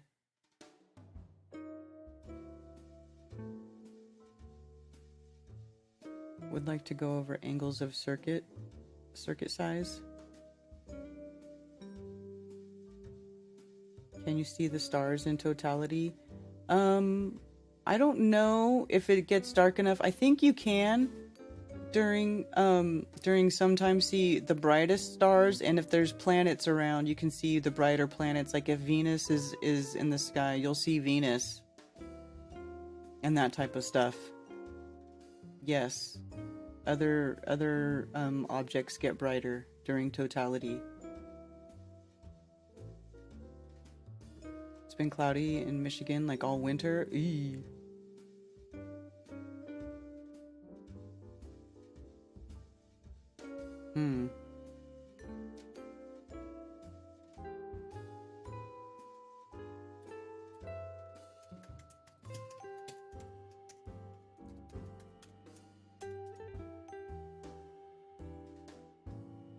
GreatAmericanEclipse.com.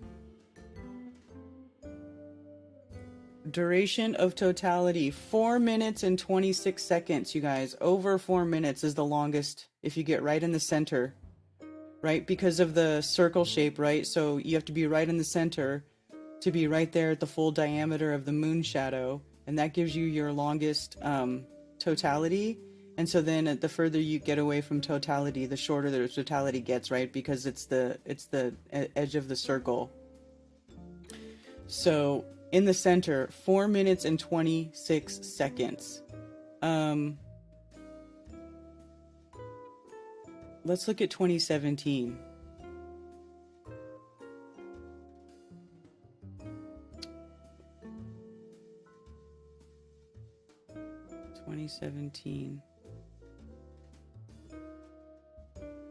So here we go.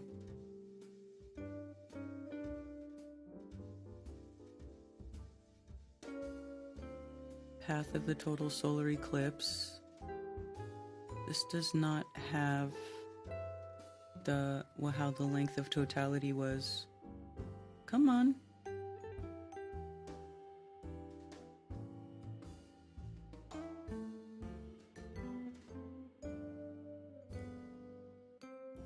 Half durations. Okay, here we go.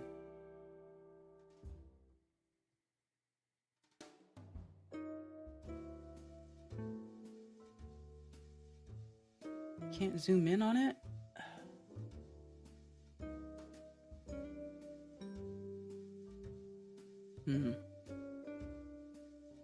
That's not really...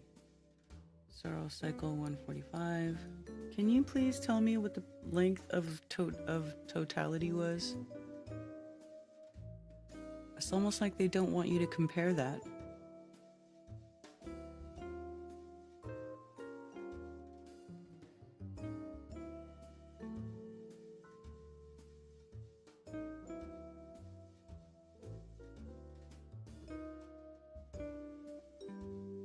Here we go. This one talks about it.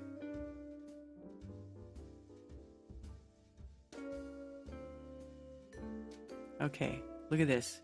2 minutes and 37 seconds. That's as long as it ever got. 2 minutes 38, 2 minutes 39.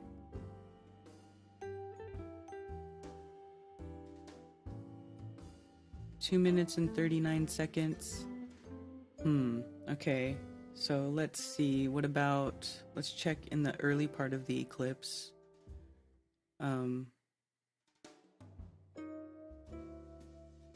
Longest duration in shadow, 2 minutes and 36 seconds in South Carolina. Let's see, eclipse. Let's try, what did it look like in Oregon? Look at, in Oregon it was even less, 1 minute 59, 2 minutes.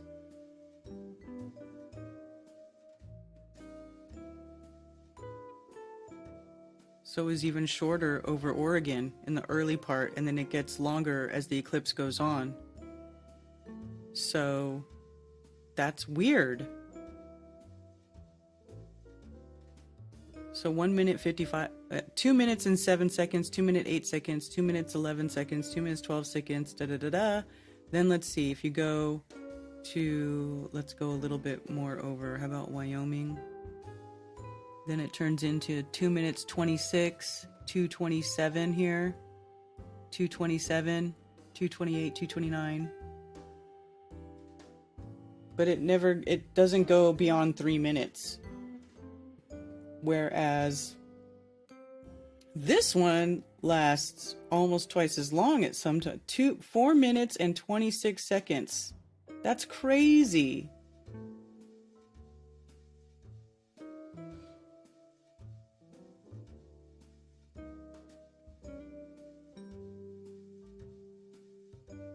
That's amazing. It would feel so long at the time. It would, like over 4 minutes.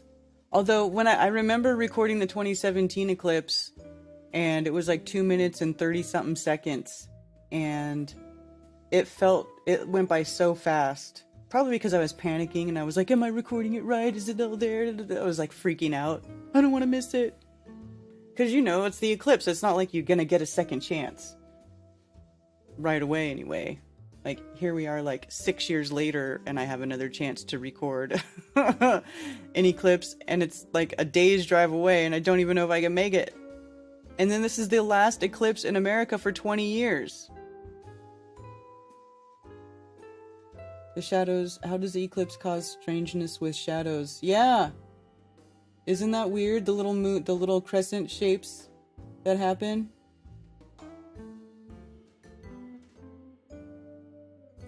It's funny, Billingtano.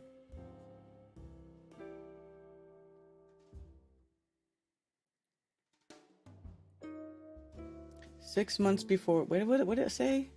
6 months before the 2024 total solar eclipse, an annular solar eclipse sweeps the U.S. from Oregon. Oh, yes.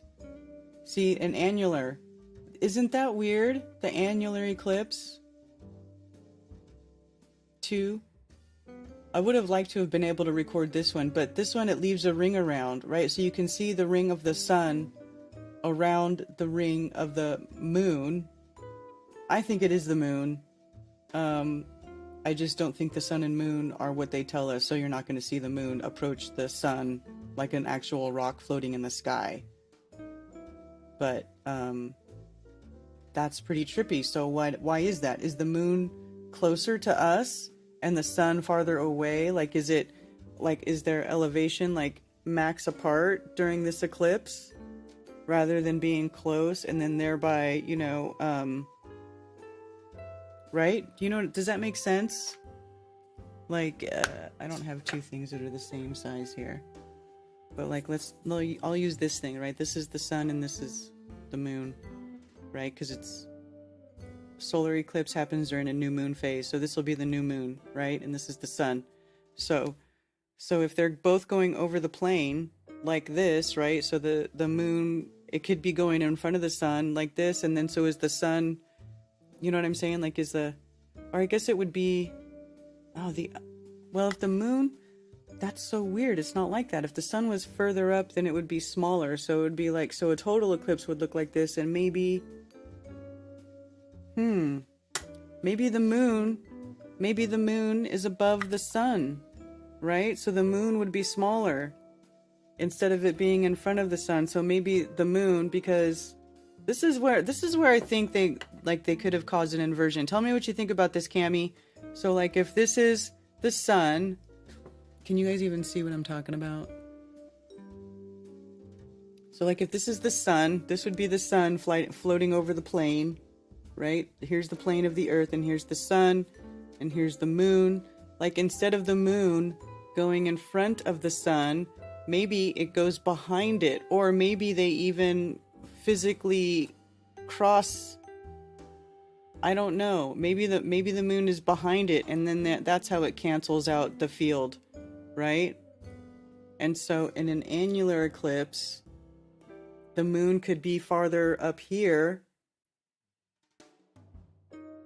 causing the ring. Do you think it would work like that? Or do you think it would have to physically be occulting it to cause the ring around it? Or could it do it from here? Or could it do it by physically crossing through each other?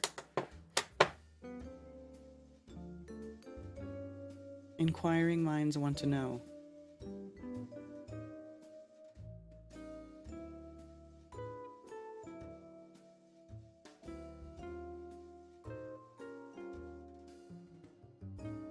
That makes no sense on a ball model when the circumference don't change and we have a supposed rotation. Right, it doesn't make any sense. Although, I mean, they do tell us that the moon changes the sun and moon do change their distance from Earth, but they stretch it way far out, right? Their distances are ridiculous.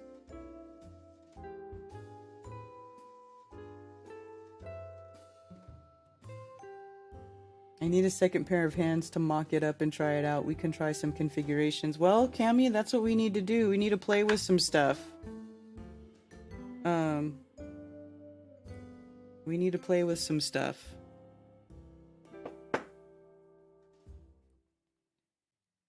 Thank D's, it's Friday. I want to know. I do want to know, because how does that happen? This is weird, right? So how is this happening? How is that ring, is the moon in the front or is it in the back? Why is it the same size as the sun sometimes and sometimes it's not? Most of the time it's the same size.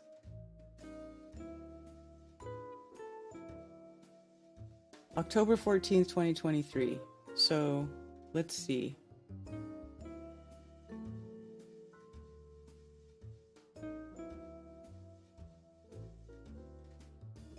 Ring of Fire eclipse. Anyone with eclipse glasses inside the dark oval will see the blazing light of the sun appearing as a slender, brilliant ring.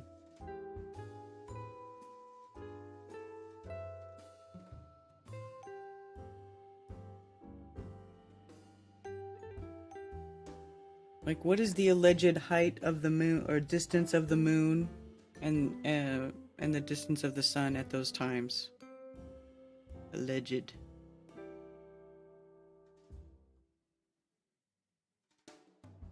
So, how would I figure that out? I would have to go to... I know what I would have to do.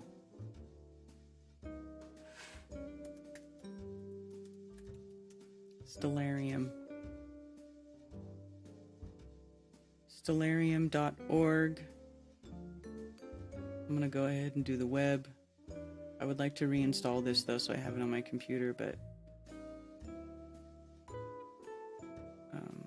So, what you do is you go over here and you put in the date, October, it would be 10th.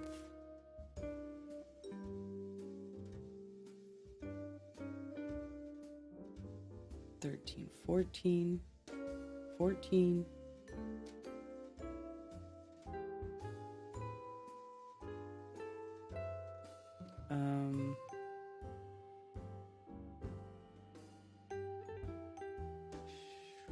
No.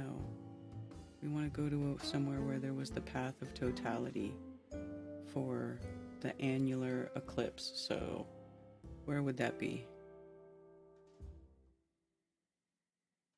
Northern Nevada. Okay, here we go. Winnemucca. Okay, so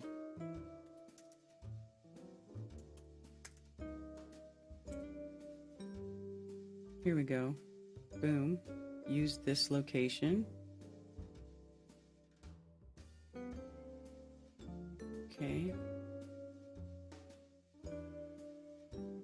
So here we go. You see how it's eclipse? There's an eclipse going on there.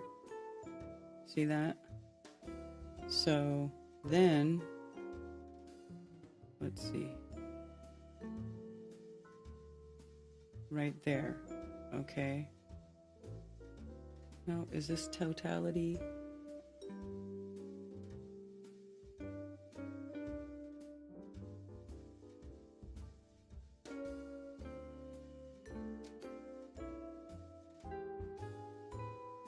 No, okay, we were almost there, so it would be later.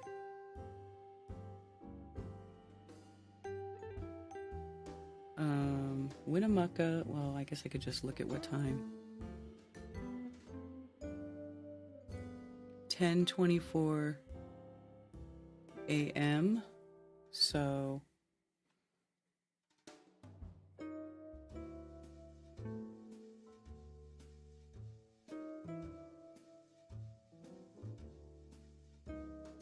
there we go. So you see them, sun and you can barely see them coming together here. Try to zoom in. So do.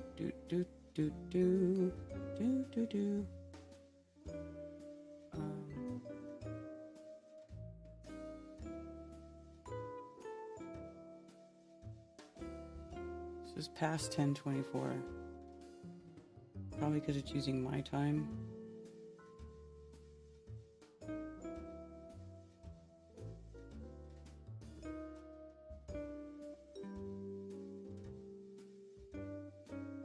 So keep going until they're, and it usually happens at zenith, right?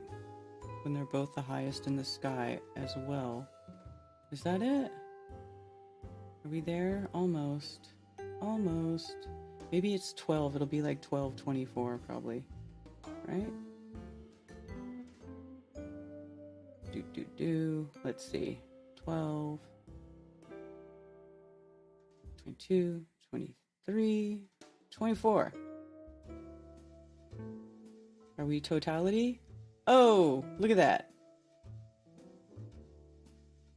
Okay, so maybe one more minute. Maybe one more minute. Nope. Less a minute. Less a minute.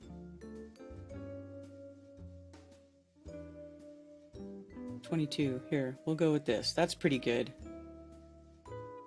Okay, so now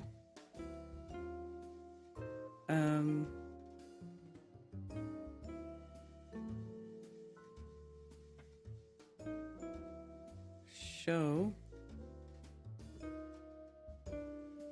Is it gonna tell me this stuff? Okay.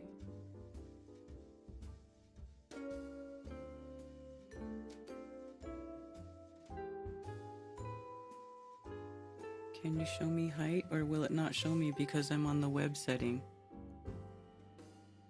That's not cool. Oh, here we go. So the sun magnitude is down, distance 1 astronomical unit, so 93 million miles. What about the moon?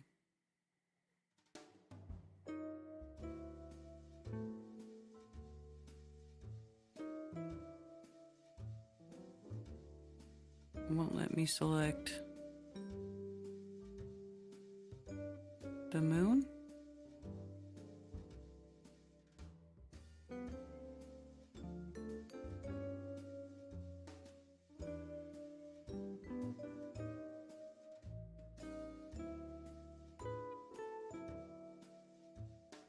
Moon. There we go. Distance 394,000. Okay, so they're saying the moon's farther away than average. That's far. Cause, oh well, that's kilometers. Can you switch that to miles? Oh, 238,900 miles. No, that's close. Okay, 238 is about as close as it gets. About 30 times the Earth's diameter. Distance is 238, 9,000. How far is the moon from Earth? What do they say? When the moon is farthest away, it's 252,000. When it's closest, it's 225. So that would be on the closer side for being at 238, 238.9. Well, like in the middle. So that's not even, that's like in the middle. That's not even like particularly close or particularly far, right? That's like average. So that doesn't even explain the size change. Because the sun, it's saying is just one astronomical unit, although I don't know if it's gonna...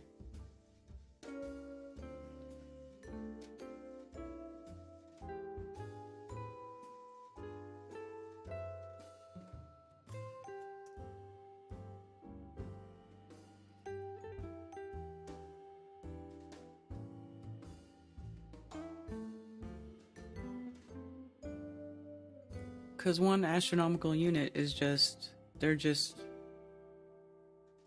whatever, right? But it's April, or no, October, and the sun is supposed to be closer in the winter, right? Not farther, or it should be getting closer. So that's closer, the moon. This doesn't make sense. I don't see how this could explain there being a ring, leaving it a ring around. So why does it do that? That is really weird, right?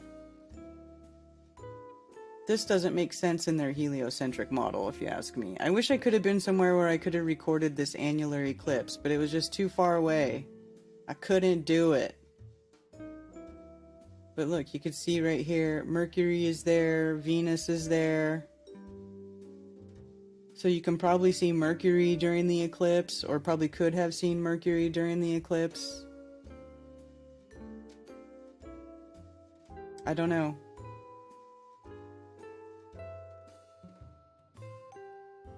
I knew 2017 was a really fast eclipse. Yes!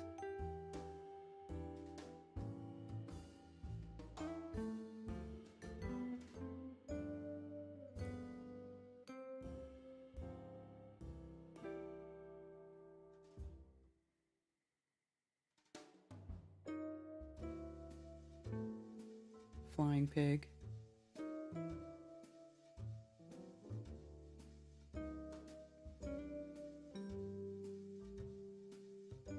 Four minutes till 4:20. My mind just got blown looking at the date. Did I miss something? I knew I'm focusing on the wrong thing. My brain just stopped. Oh, yeah, that's a joke. Because today's February 2nd and I said it, I put on there I put on there January 33rd because it's funny. Here, I'll change it.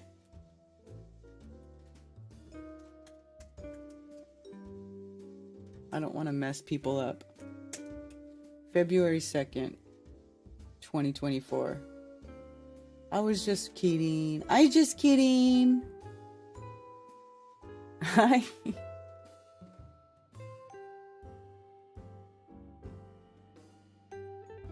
Was this, that's the Ring of Fire eclipse. Yeah, this is the one that happened in October.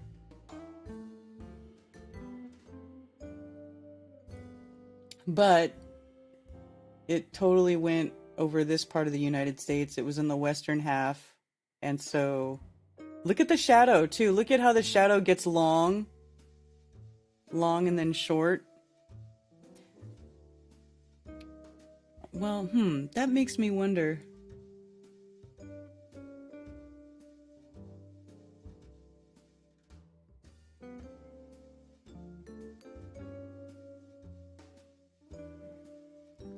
Open image, new tab.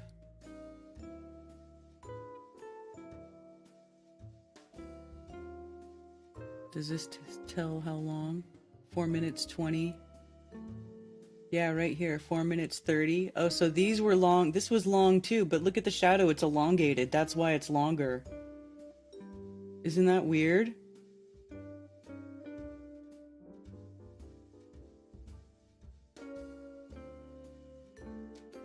So 4 minutes. That was a longer eclipse too, until you got down here to where it was shorter.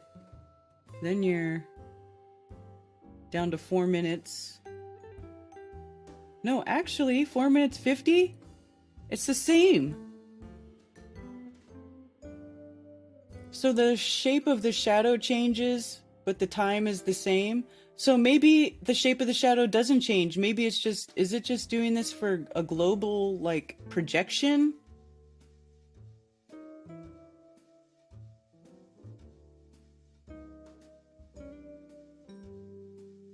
I don't understand. During an annual solar eclipse, the apparent size of the moon's disk is slightly smaller than the apparent size of the sun.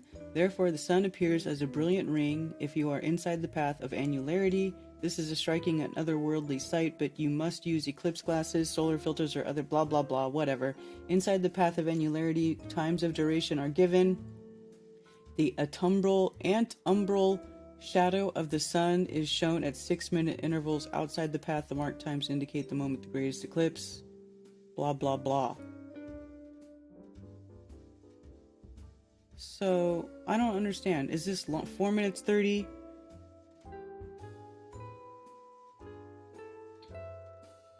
According to this, the length of time that it gets viewed doesn't really change that much. Even though the shadow shape changes, which is weird. I don't know. Eclipses are weird, you guys. They're weird. It's amazing and like... they're just,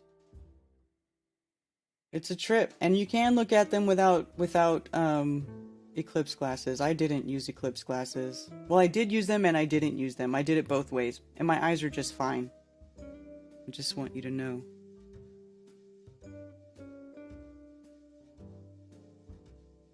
See, look at the huge difference in the duration of annularity.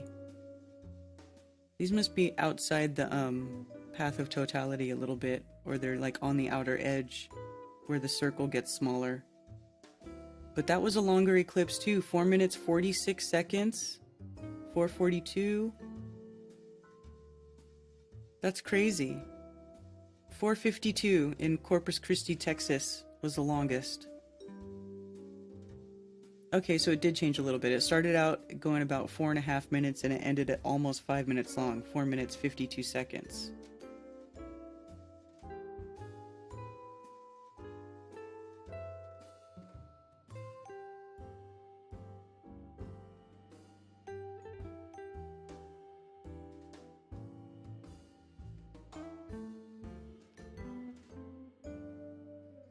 So,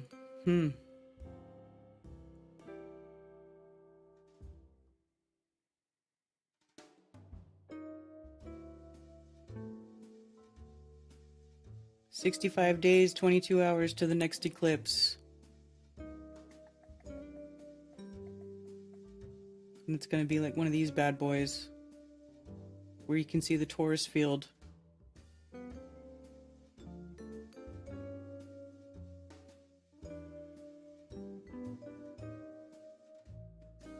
So,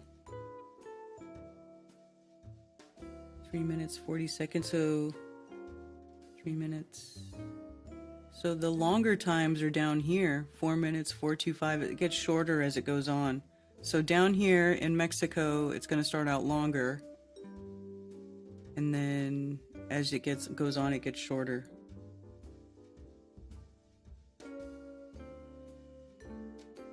After an interval of 7 years since 2017, a total solar eclipse visits North America again. This is easily nature's most spectacular sight. To see the beauty of the sun's corona in the suddenly darkened sky, you must travel to the path of total solar eclipse. Durations of the total solar eclipse are given inside the path of totality. The gray oval shapes show the moon shadow at 5-minute intervals. Times of greatest eclipse are shown in local time along the purple curves. Degrees of partial eclipse are shown along the orange curves.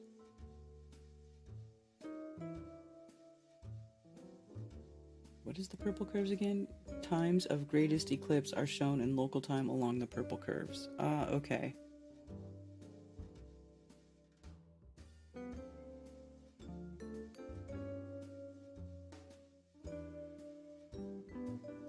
So 3:10 p.m. Between 2:05 p.m. and 3:10 p.m. will be the eclipse in Indiana, which is where I am hoping to be.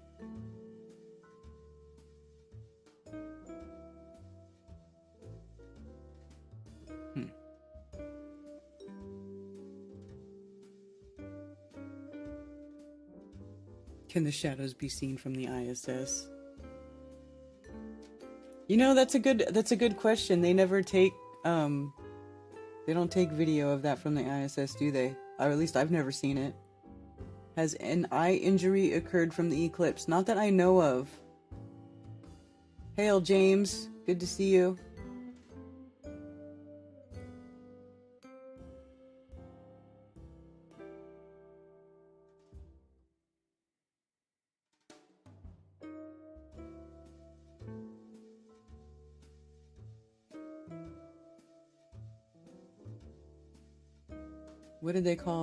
What did they call the new moon during a total solar eclipse? Rahu? Well, Rahu or Ketu. It depends if it's the north node or the south node. None of this makes any sense on a globe. If the moon, good in front, all day lit, should be dark. This only works small and local. I agree, Cammy. In your opinion, Mercury and Venus are involved in eclipses? How?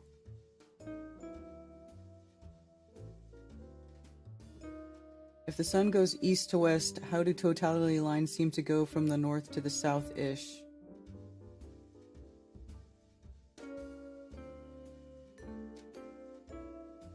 Well, if you gotta use a flashlight. Use a flashlight, okay? And the hand with your flashlight will be the sun, and then this hand will be the moon. And then think about it this way: they're going. It is weird, huh? But it goes if the sun moves faster than the moon, right?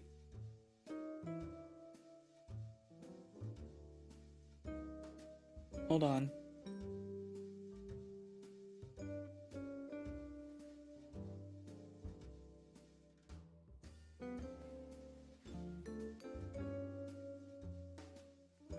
Or at least I did it using a sun and a moon thing before.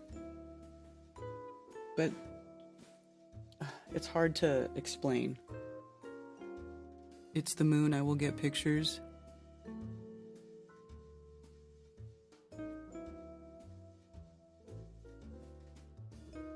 Because the sun overtakes the moon, and then it causes the shadow to go the opposite direction. The further away from an object, the bigger its shadow gets. If that's true, the moon is smaller than 90 miles. Yeah, I know. How wide does it say the path of totality is? I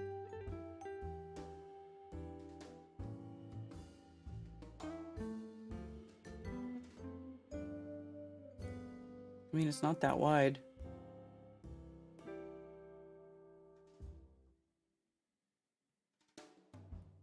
There is a way to make a shadow that is smaller than the object, but you have to use a Fresnel lens. But it doesn't work just in regular atmosphere. You have to have a Fresnel lens.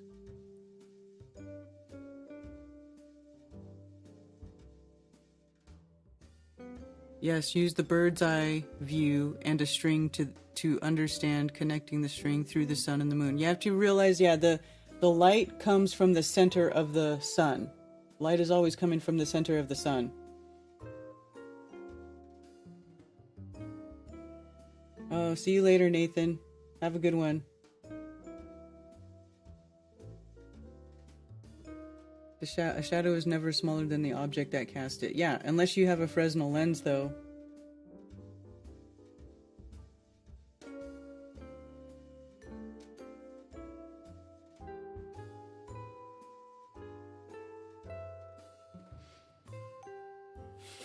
Not that I'm saying there's a Fresnel lens in the sky. I'm just saying there is a way to do it, but you have to have a Fresnel lens. That's the only thing. That's my point. Hail, Ben. Where does the cross meet? It, do they have it on the main page? Texas. Southern Texas.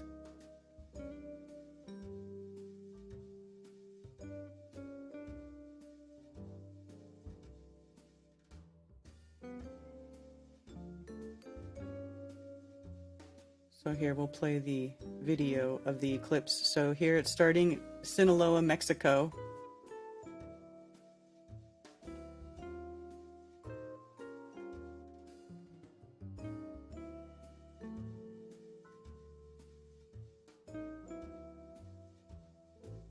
Now it's Durango, Coahuila. How do you say that? Chihuahua. I'm a horrible Mexican.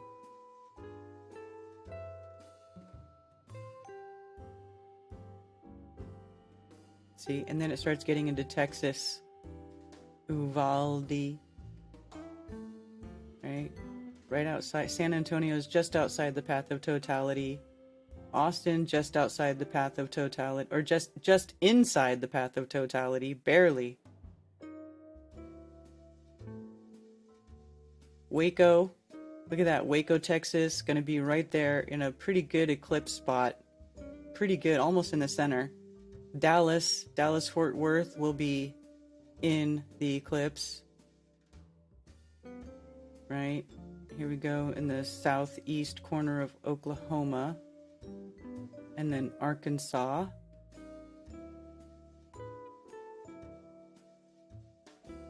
Little Rock inside the path.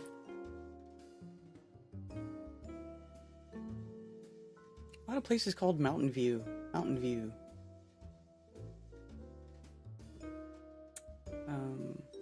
So Missouri, little bit of Kentucky, just a little smidgen of Tennessee, into Illinois, southern Illinois, and then into Indiana. See, Evansville, Indianapolis in the path of totality.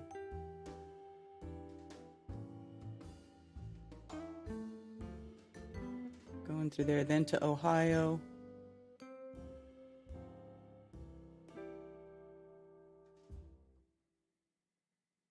Aurora, then through Canada.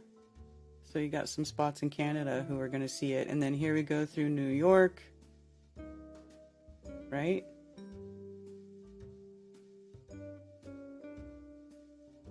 Is this upstate New York? Rochester, Syracuse, yeah.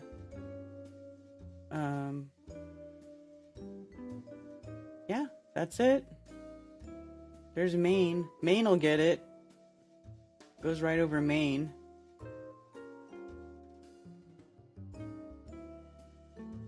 That's pretty cool.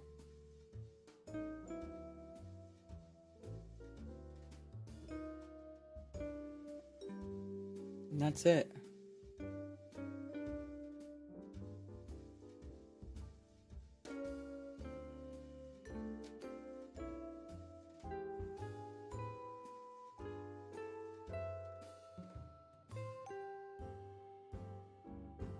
The shadow of the mothership.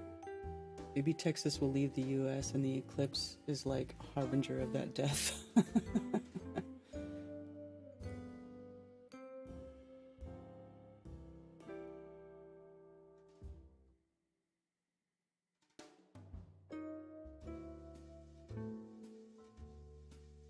Yeah, I was trying to find some stuff on that. If anybody's interested in looking at or looking at what's going on at the border, the Texas border.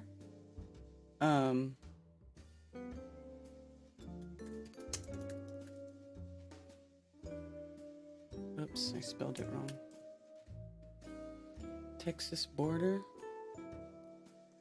Rock legend Ted Nugent goes off on scorched earth rant against Joe Biden after targeting Texas for securing border at trucker convoy. Oh, Ted Nugent always has good rants. Let's hear what this guy's got to say. I feel right at home, and this is serious times. I'll try to manage my emotion because my heart is broke right now. And I'd like to start by saying to all the veterans out there, and all the law enforcement, and the citizens who took an oath to the sacred Constitution, I'm going to be real cocky, which I'm really good at. And I'd like to apologize on behalf of we the people for allowing this piece of shit to get in the White House.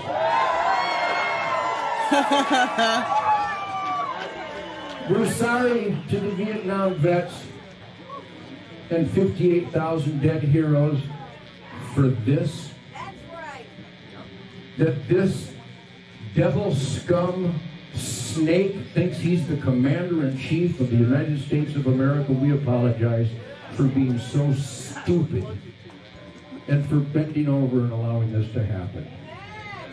But as I look out there, I do these things all over the country because for some reason, people keep inviting me to these events. Let me tell you why. My name is Ted Nugent. I'm a radical.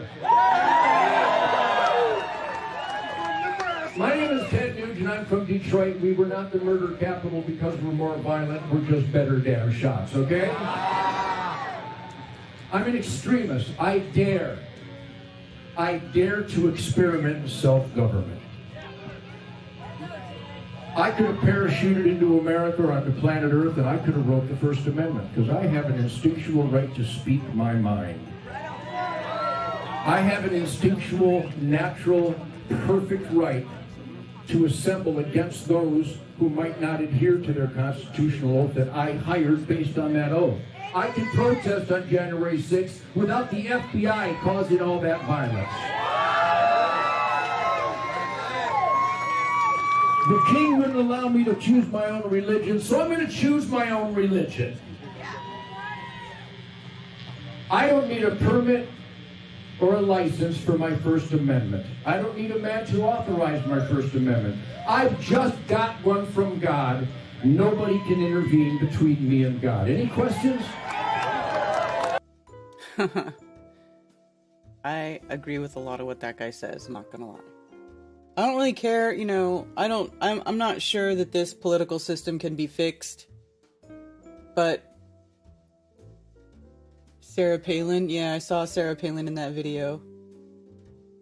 The Ant Buzz bugs me. I know. It was bugging me too.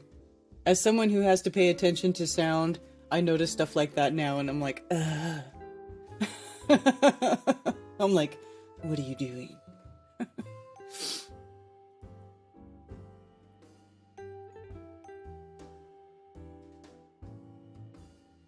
RFB?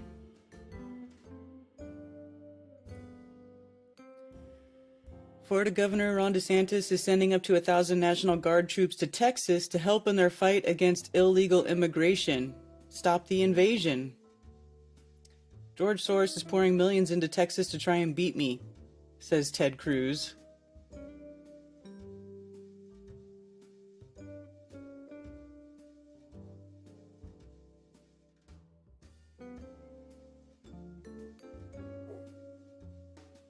No guards or gates open in the southern border in Texas.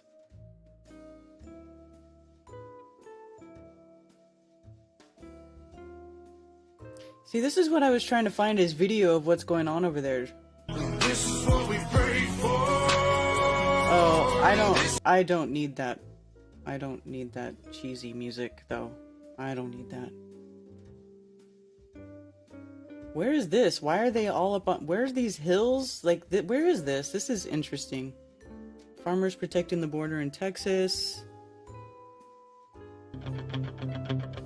See, I saw this one. They use Eye of the Tiger. I'm not playing that song, though. I'm not going to play cheesy songs. We can look at the video, though. Look at all this drone video. It seems like... Man, I hate to say it, but it seems like rather, like, it's like pretty well shot, and it's like, I don't know if I should be concerned about that or not. Or just somebody found, you know, who recorded all this video, and you know what I'm saying? Like, not that I don't think that we shouldn't be defending, you know, stopping this, because there's all kinds of strange people from other countries pouring in, and it's kind of freaky. It is a little freaky, I'm not gonna lie. Like, why are you coming here in such mass numbers now? I mean, you know, it is highly sus, but that's, yeah, it was Sarah Palin.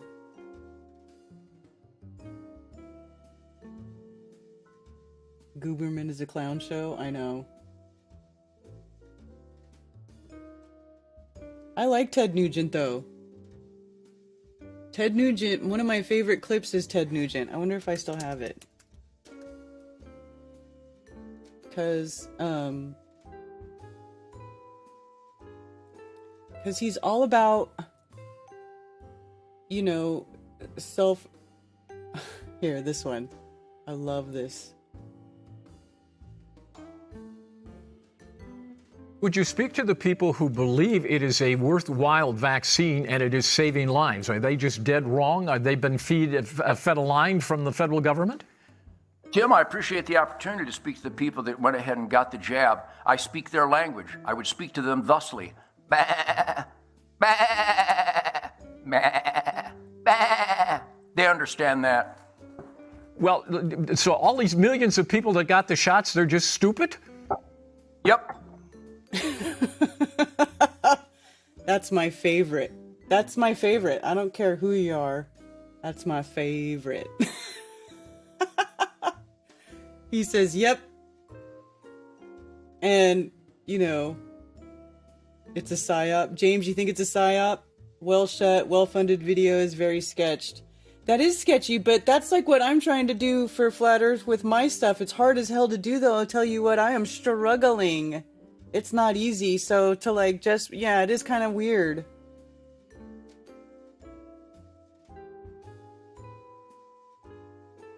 Psyop notes. Yeah, well, but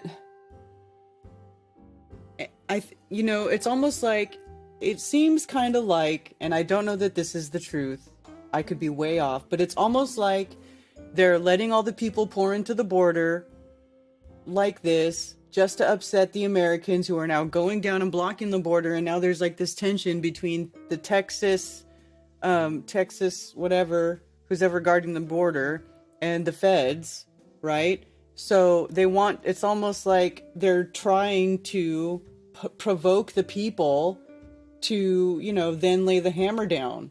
You know, it's kind of scary. Like, it could be a trap. You got to think about it, because they're all about psychological warfare. Psychological warfare is their number one tool. Like, fuck the drones, the killer drones, and the this and the that and the blah blah blah. The psychological bullshit is like the biggest. It's the biggest weapon, right? That's how they manipulate people and get them to do what they want them to do. And we just went through 3 years of them doing all kinds of horrible shit, trying to provoke people and seeing what they will put up with and won't put up with, and what will provoke people to fight, right? So, you know, is this that? It very well could be. It could be. So it's kind of a little unsettling. Try not to worry about it too much, but at the same time, it's like, what the F? What the F is going on around here?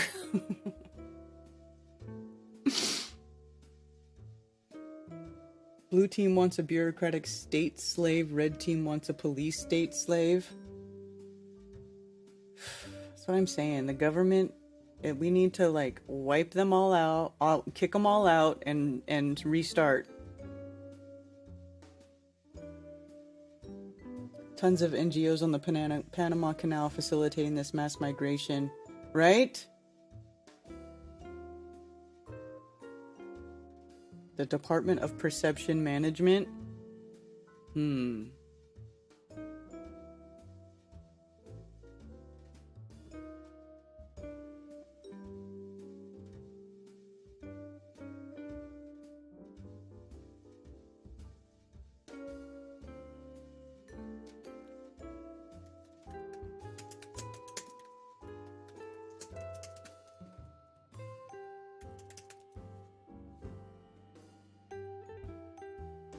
perception management is a term originated by the U.S. military.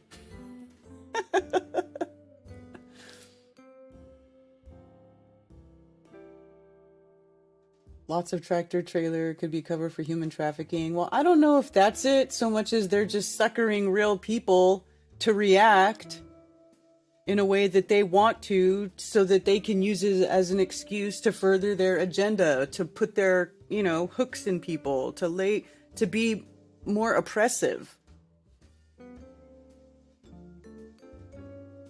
To be more, I'm not sure what Americans want. Well, first of all, there's 330 million Americans, and they don't all want the same thing. Just like I'm sure everybody where you live doesn't all want the same thing. The right hypes the border crap every press election cycle. But this is more than just hype, though. There's like weird stuff. There's stuff going on that never happened before. This is what I'm saying. It's more than just hype. Like, it's the level of things that are going on, like is really ratcheting up. I mean, you have to be in complete denial or blind to not agree with that. Because look at me. I am not that old. Sometimes I think I feel older than I really am, but I'm not. I'm really not that old. I'm 46, right? I'm 46 years old. So I've been watching politics and elections and things, what's been going on with this country, obviously because I live in it, for that time, really not paying attention to it, obviously, until I got into high school. So probably like 30 years, probably just over the observation of the last 30 years. We'll call that a fair time frame, right? Because when you're a teenager and you're young, you don't give a shit about politics. You're not really looking at that stuff. So we'll just say for the last 30 years I've been watching, and it just has been getting worse. I've just watched it get progressively worse. Like, it came from a time when in the late 90s, when the way that I perceived the world was things are going great. Apartheid ended in South Africa. The economy was doing good and blah, blah, blah. And then 2001 happened. And then it just got worse. And then it just started, that whole upswing that seemed to be on in the 90s just it's like, it's just gotten progressively worse. And the encroachment of the government has gotten progressively worse. And, the powers, the overreach, the spying on all of it has gotten worse. It's gotten worse. So, I know.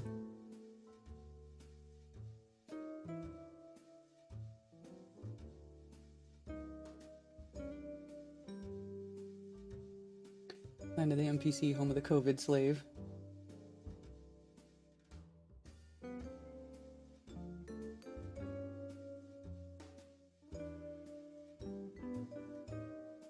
Everything is crazy, regulated, and backed by the blue line gun. Well, I don't know, because I've never lived in Texas. I don't understand the American version for the future. Well, for Americans, it's, how about we take care of our own country? More and more people, I think, are wanting the government to stop, extorting money from us and stealing money from us to go send it to other countries, especially Israel, right? So we would like to stop being robbed by the government. We would like for the government to stop sending our troops to these other countries to die for their bullshit proxy wars. We would like there to be less government. We would like them to stop putting bullshit kid toucher books in public schools for our children to read. We would like for them to stop pushing their bullshit, communist agendas under the guise of, acceptance, equity, inclusiveness. We're just tired of the bullshit. Everybody here is pretty tired of the bullshit. I think everybody all over the plane is pretty tired of the bullshit.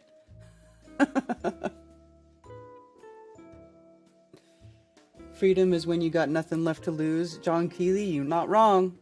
You are not wrong. Seems like when the NSA was created. Yeah. Well, why was the NSA created? Because of 9/11, right?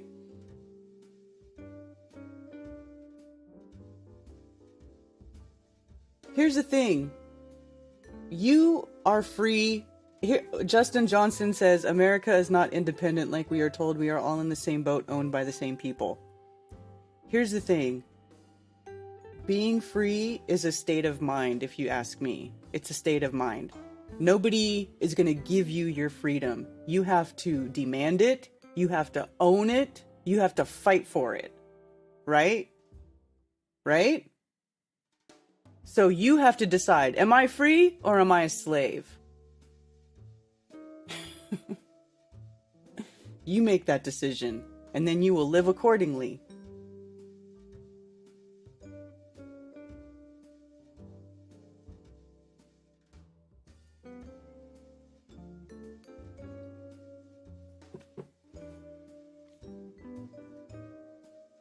Anybody else want to call in? 848-222-2480. NSA was created in 1952. Oh, I'm thinking of TSA. I must be thinking of TSA then. My bad.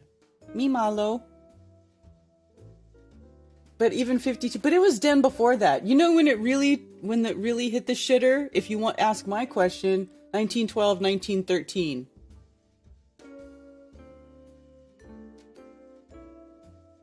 Because that's when the Fed was created. When the Fed was created, that's when it started to go downhill. And then when the dollar was no longer backed by silver or gold, and it became the fiat dollar, and in God we trust, yeah, that's when we were screwed. Like royally. Royally screwed. Why do you say you're royally screwed? Because the royals be screwing people, that's why. Janis Joplin told us that freedom is just another way of saying you have nothing left to lose, right?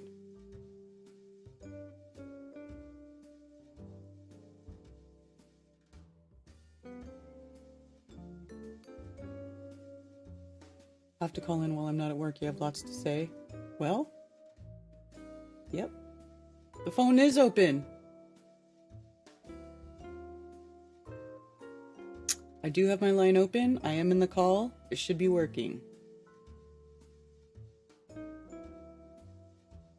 Everything fell like the shuttle over North Texas. Don't touch, nothing to see here. What do you mean by freedom? Don't you need checks and measures for any society? If you mean freedom from rampant commercialism, well, freedom of oppression. Okay, here's the thing.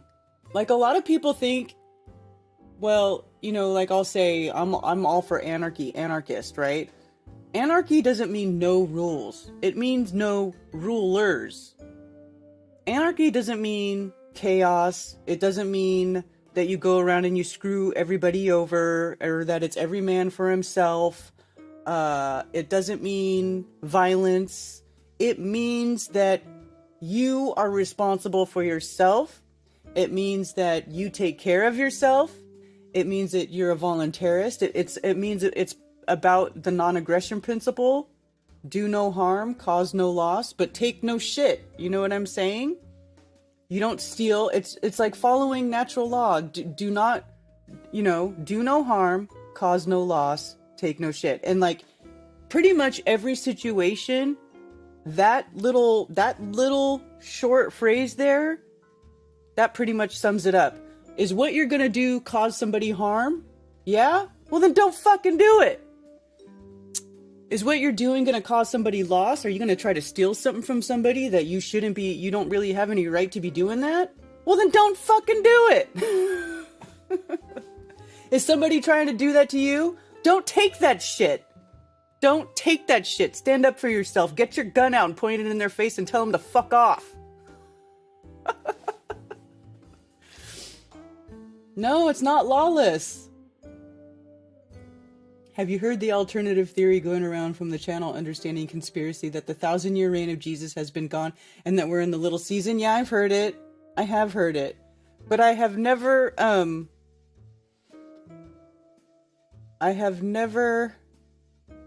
really I don't know. I haven't looked at the details of it, although I am really interested in the details of that. In fact, maybe we should, I would like to reach out to Noel Hadley, because he's into that. And I know he's got a lot of videos on his channel, and it's been, but I'm interested in seeing that.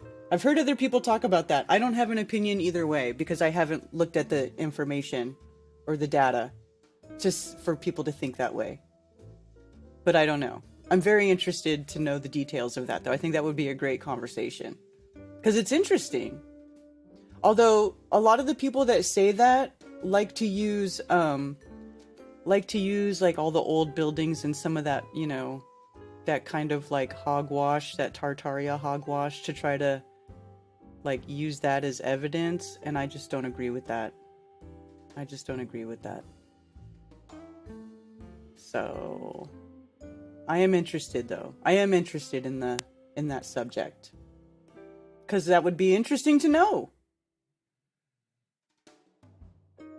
I'm pretty sure Jack doesn't. I think Jack doesn't agree with that, but I'll have to revisit that with him and ask him what. I think I asked him about that once, but I forget what he said. You know, it's so. Yeah, I know Noel. I've met him in real life. I met Noel at some of the conferences. He's a really cool dude.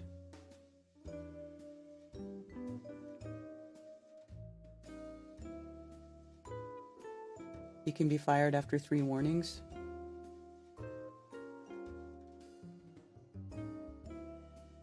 You now have to address everybody that comes into a government building as a government employee. This, hello person, how do you want to be called today, etc. No way, Artez. Really? That's crazy.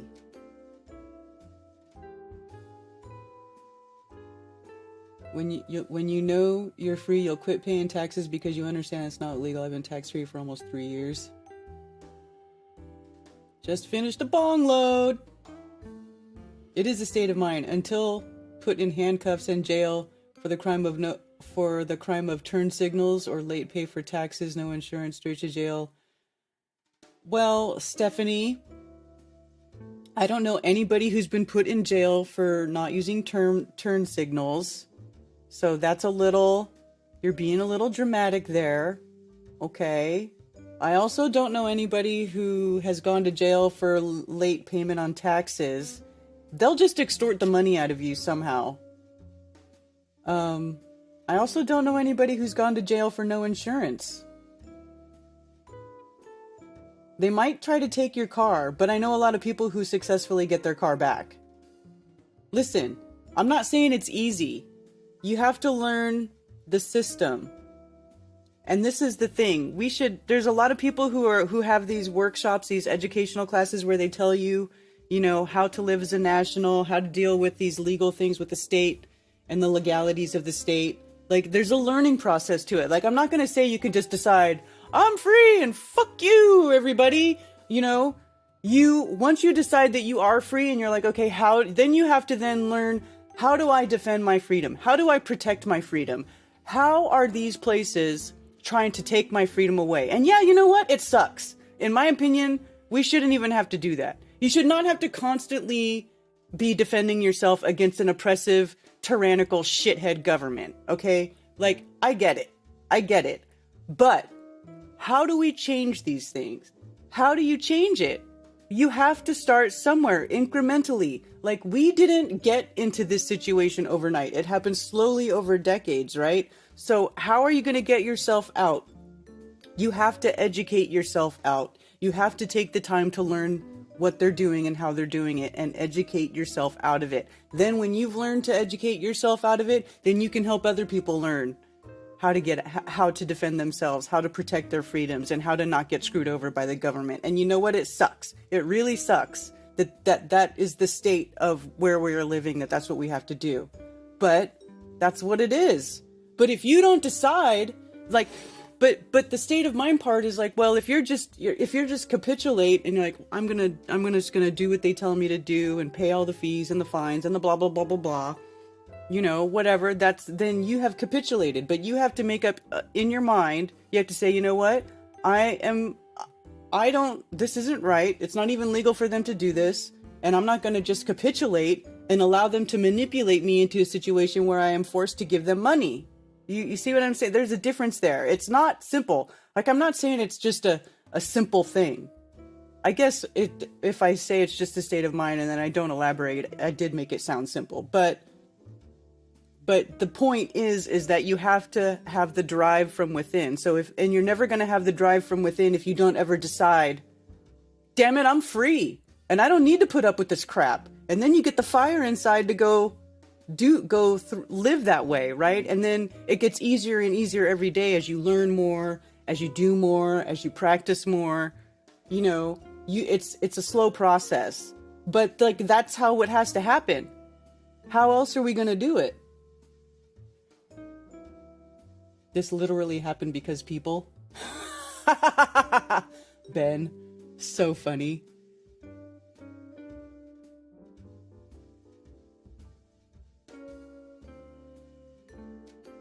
I got penalties for late taxes.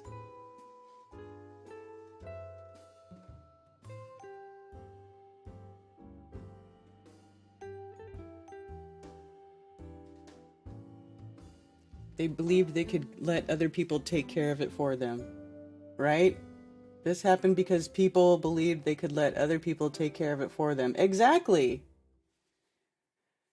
Richard Thompson says Wesley Snipes went to jail for taxes. Right, sure, and so did Martha Stewart.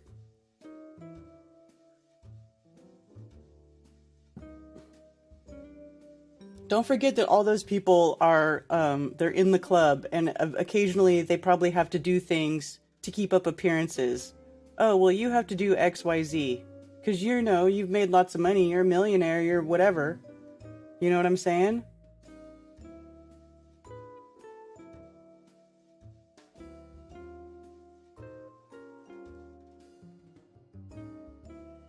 Where did the Maya go?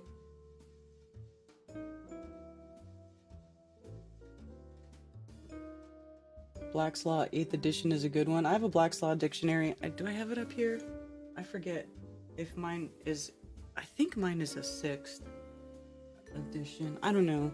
I have to go find it. I'm in the middle of relocating everything, so a lot of my stuff I don't know where it is, or it's not here where it should be. Actors acted like the IRS had unstoppable power. Weird. Yeah, exactly, Ben.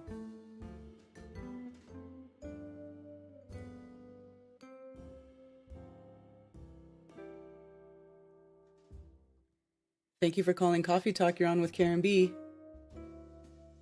Hey, Karen. Good to talk to you. This is Sovereign Soul Unchained Mind. Hello. And wow, what kismet that you should be talking about such a subject as I tune in. My son's going to be premiering his channel tomorrow on exactly that subject, and he's very, very well versed on that. Some of the people here have probably watched when he had a channel before, but his name, all one word, Burn the Corporate Fiction.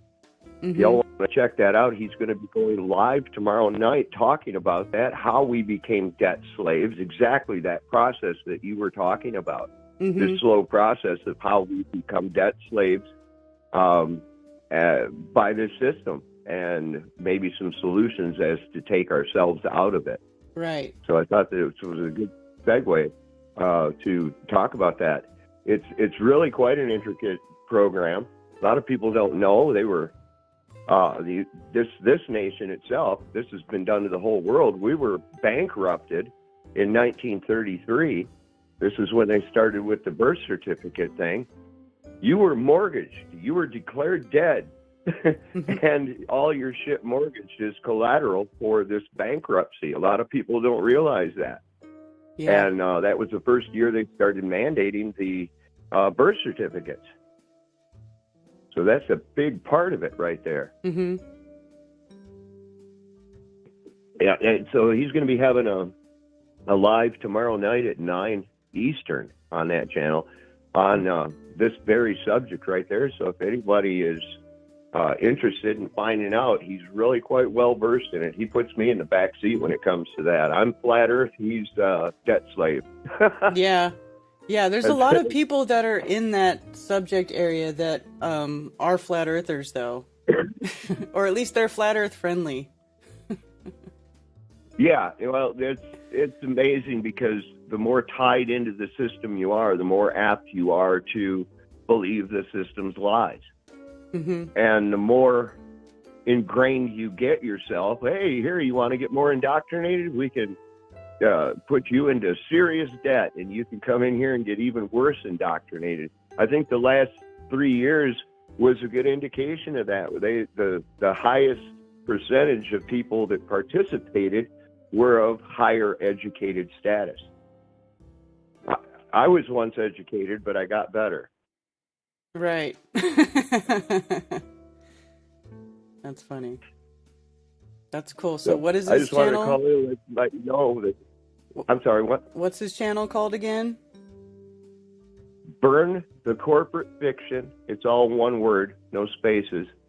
And he's got a picture of the blue line flag being peeled away with a historical flag being displayed behind it. So pretty good information. And if anybody wants to check that out, interested in this subject, he's a good one to listen to.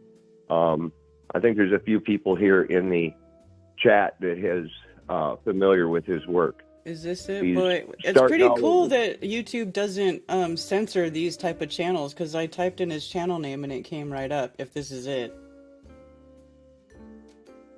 Let's see. Can you share it on screen? I am. It'll catch up to you. He should only have one. It just has one video Yep, scheduled. that's Okay. Yep, that's him. He had other videos up there, but he took them down and decided he wanted to redo his whole format. So this is going to be his premiere. Banksters, Bar Pirates, and The Walking Dead. Yep. And there again, you're dead, declared mortgage, and yeah, he's right on the point with this crap. He knows exactly what he's talking about. Awesome. So I just wanted to come in, let you all know about that, and say howdy. You're killing it, kid. You and Mark both. So you guys keep up the good work, and we'll watch you from the armchair here. Have a good day. All right. Awesome. Thank you for calling. All right. Bye. There you go. I like that. I like people with solutions. This is why I like Beth Martin's, because she's all about solutions. She's a flat earther, but she is, she does her King Hero journey, and she's got those fellowship workshops or whatever, where she teaches people how to operate in the private versus the public. And when you operate in the private versus the public, that's you have a lot more independence, right? Because you're not subjecting yourself to the statist format, so to speak. You have different things, different rules. This is another reason why I liked using the Shrine Club. And I know everybody had a big fit. They're like, oh, it's a Mason club. The Shrine Club's a Freemasons, blah, blah, blah. But you know what? They were the only place that allowed us to have live events with hundreds of people, and they did not even blink when I was like, we don't do masks or social distancing. They said, that's cool. We don't do that here. And there was literally no other place that was willing to allow us to do that at the time because of the mandates. And you know why the Shrine Club was able to say that? Because it is a private organization. That's why. They didn't have to succumb to those rules. They didn't have to push those mandates because it is a private organization. And that's what's up. You see, now, a lot of people think that there is a lot of, stuff about the Masons and blah, blah, that isn't so great. But the low level, like the local people, they're onto something. They know something. Like, you have to look at these people set up these rules and make this like side set of sub rules that they use, and then they don't tell the general public about it. They tell you, oh yeah, you need to go to the business and you need to apply for this and apply for that and do this and do that and get your permit here and get that license here and blah blah blah blah blah. Right? But for their private clubs, they don't need to do any of that. Like, there's places like at the Shrine Club, they have that bar. You can go into the bar and get a drink and smoke a cigarette. All right. Look, I'm not a smoker. I hate cigarettes. Like, I don't want to be around that shit. But that bar, you can still go in there and smoke a cigarette and drink because it's a private club. It's a private organization. They don't have to adhere to the statist rules. Can you get us a link? Oh, here. I'll put the link in chat. Okay, that's weird. Why is it? Oh, I hit Command V instead of Command C. That's my bad. There, that's the channel for the Burn the Corporate Fiction. Learn to live free.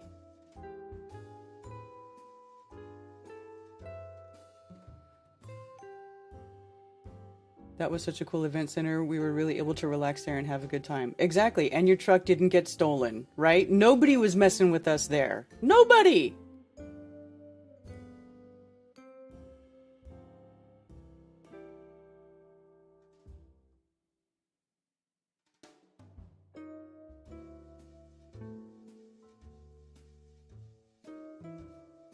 Me too. Overly educated, not indoctrinated, and still shaking off the entertainment. Yeah, the older... I know, I would like to get my hands on an old Black's Law dictionary. I've heard the second edition is a good one to have. So I would like to get a second.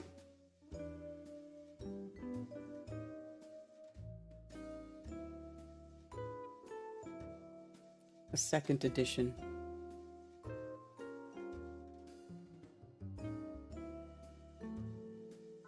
Playlist name the true name. Oh, hey, thank you for that. Over there on Rumble. Red Pill Your Religion. Huh, interesting. Okay, cool. Thank you for that link. I will investigate that. Here is the link to the guy who does the videos about how to make yourself free.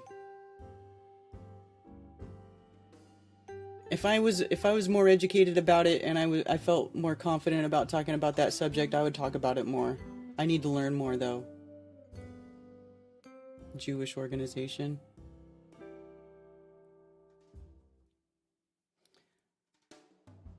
Dual citizenship, never even registered to vote in Canada or US. Never been personally insured or registered with any corporation. Haven't filed income tax in 18 years.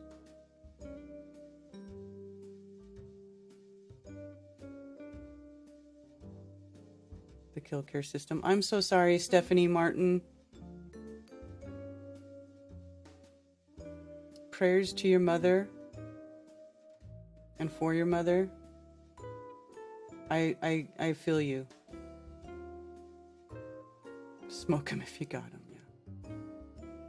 There's a lot to learn from the Masons, from all the way that these people do business and conduct themselves. You know why they all have a trust? Because you don't have to pay taxes on anything that's in a trust. And there's different types of trusts. You know, but they don't teach you this stuff. They tell you, oh, go, you know, get your birth certificate, get your regular bank account, go get a job, pay your taxes, you know, fill out your 1040 easy. Rather go to Greenville than Vegas. Something special about it with the bonfire and the lack of Vegas zombie surrounding. I know, Cammie. I'll tell you what, doing an event on the West Coast in Vegas, I wanted to do it and I'm glad we did it, but it really sure did make me miss the East Coast. 'Cause man, I am just not about big city anything anymore. I don't want to be in a big city for like any extended amount of time if I can help it.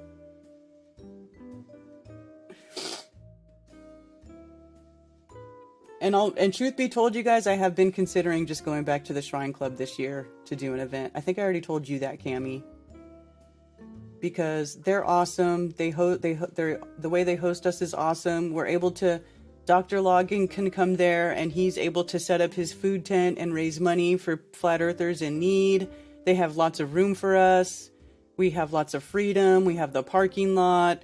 We have a bonfire. There's the bar there, karaoke Friday nights. Like, it really, I have to say, you know, the Shrine Club, the building is not fancy. The building is old. It's dated looking. There's nothing cool and fancy about it. But the events that happen there are really special.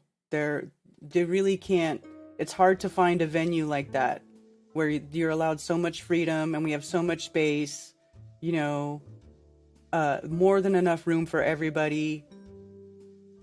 And they really like us. The staff there, they're like cool. They you know, if we need to do something funky or weird, they're just like, oh, what do you need to do? They work with us with so much stuff. Like, I really can't, you can't beat it. Yeah, and then I'm also able to have people bring their children for free if I do it at the Shrine Club. You know, because the Vegas and stuff is so expensive. Everything's so much more expensive. You know? Men's bathroom wallpaper.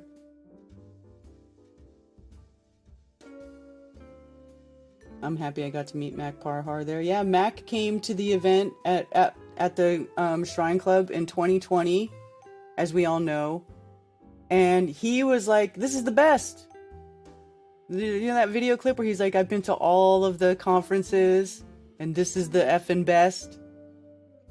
Yeah, we got the park across the street for the meetup the day before. Karaoke at the bar. Like, really, it is the most fun, right, you guys? You can't beat it. It's the most fun. And then we're also, and because it's here, Cammie and Zach can set up the How the World Works tables where they show everybody the scientific demonstrations about magnetism and light and I can't think of the word, gyroscopes, all that stuff. Like, it's literally, that venue allows me to do the most for the least amount of money.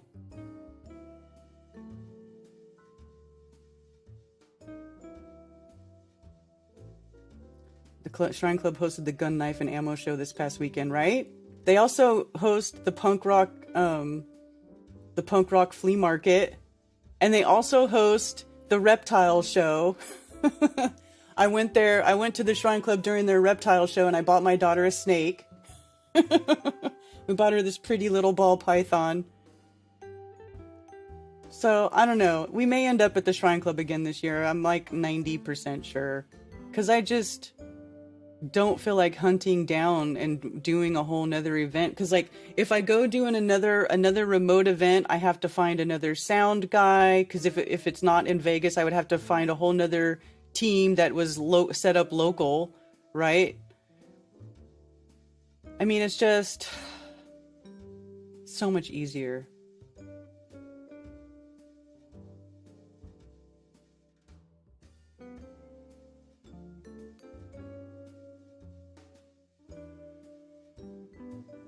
Still trying to get past PTSD brought on by medical system while navigating. Yeah, I know.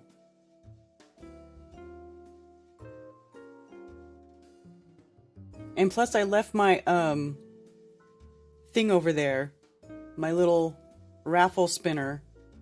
They still have my raffle spinner, unless they threw it away.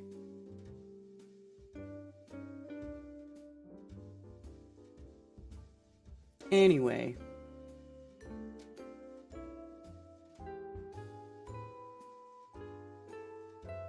Stavely found King Tut at the Shriners, yeah.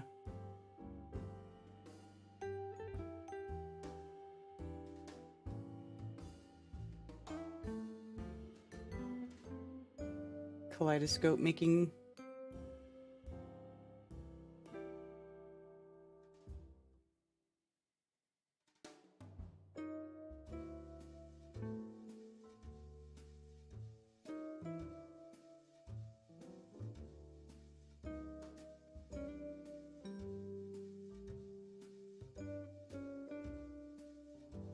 It's in Greenville, South Carolina, Tony.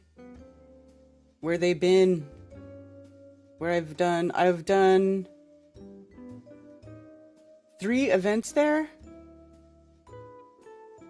3 events. Because I did 2020 there, and then 2021 I did at the Magnolia Room, and then 2022 I did there, and then I also did Solar Return 2021, and those are the events I've done there. Nephilim Slayer. What's up, Nephilim Slayer? Your mortgage is paid for when you create it, yet you pay it off again. Whacked. I know. There's a dude on Facebook I was following who was talking about the whole scam with the with real estate and how like it's all like copyrights. Like they just create copyrights to these plots and then they charge people money for them. Like it's a scam.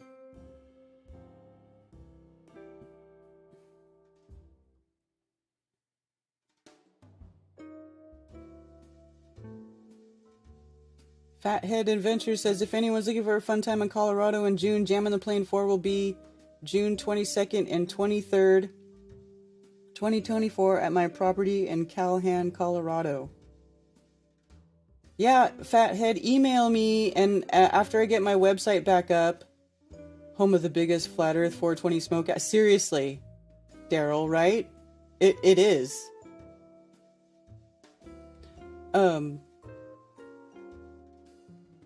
So yeah, email me, Fathead, about your stuff, and I will put it up again. Like I said, once I get my website back in order. I don't know what's going on with that.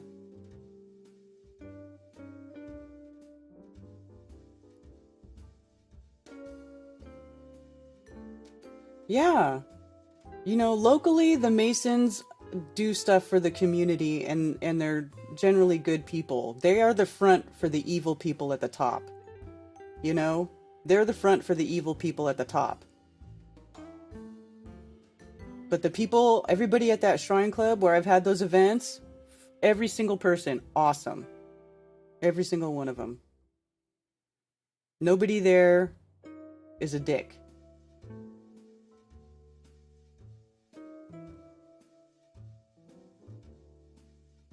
Got Marty stupid stoned. That's hella funny.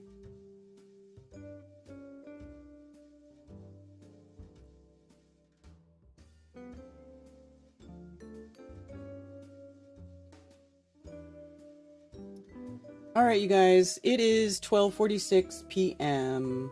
and I think I'm gonna wrap it up. I do appreciate you fine people hanging out with me for this Friday edition of Coffee Talk.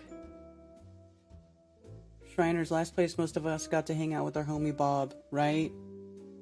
Thanks, Bob.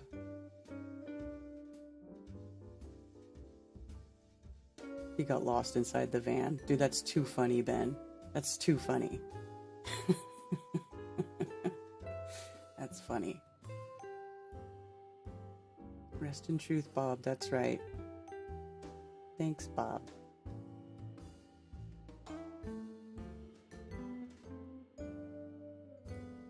By the way, the version of the memorial video that is up on my channel is the version with you in it, Nathan, because you sent me the video after I already uploaded it somewhere else, and I hadn't put it on my channel, but I did open the project, and I made a new version, and I put your late video in there, and it's on my channel.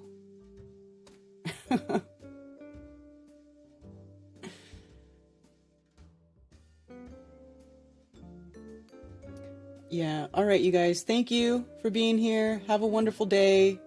Enjoy your strengthened, not your weekend. Don't be weak, be strong.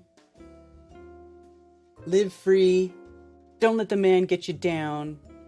And what other cliche motivational things can I say?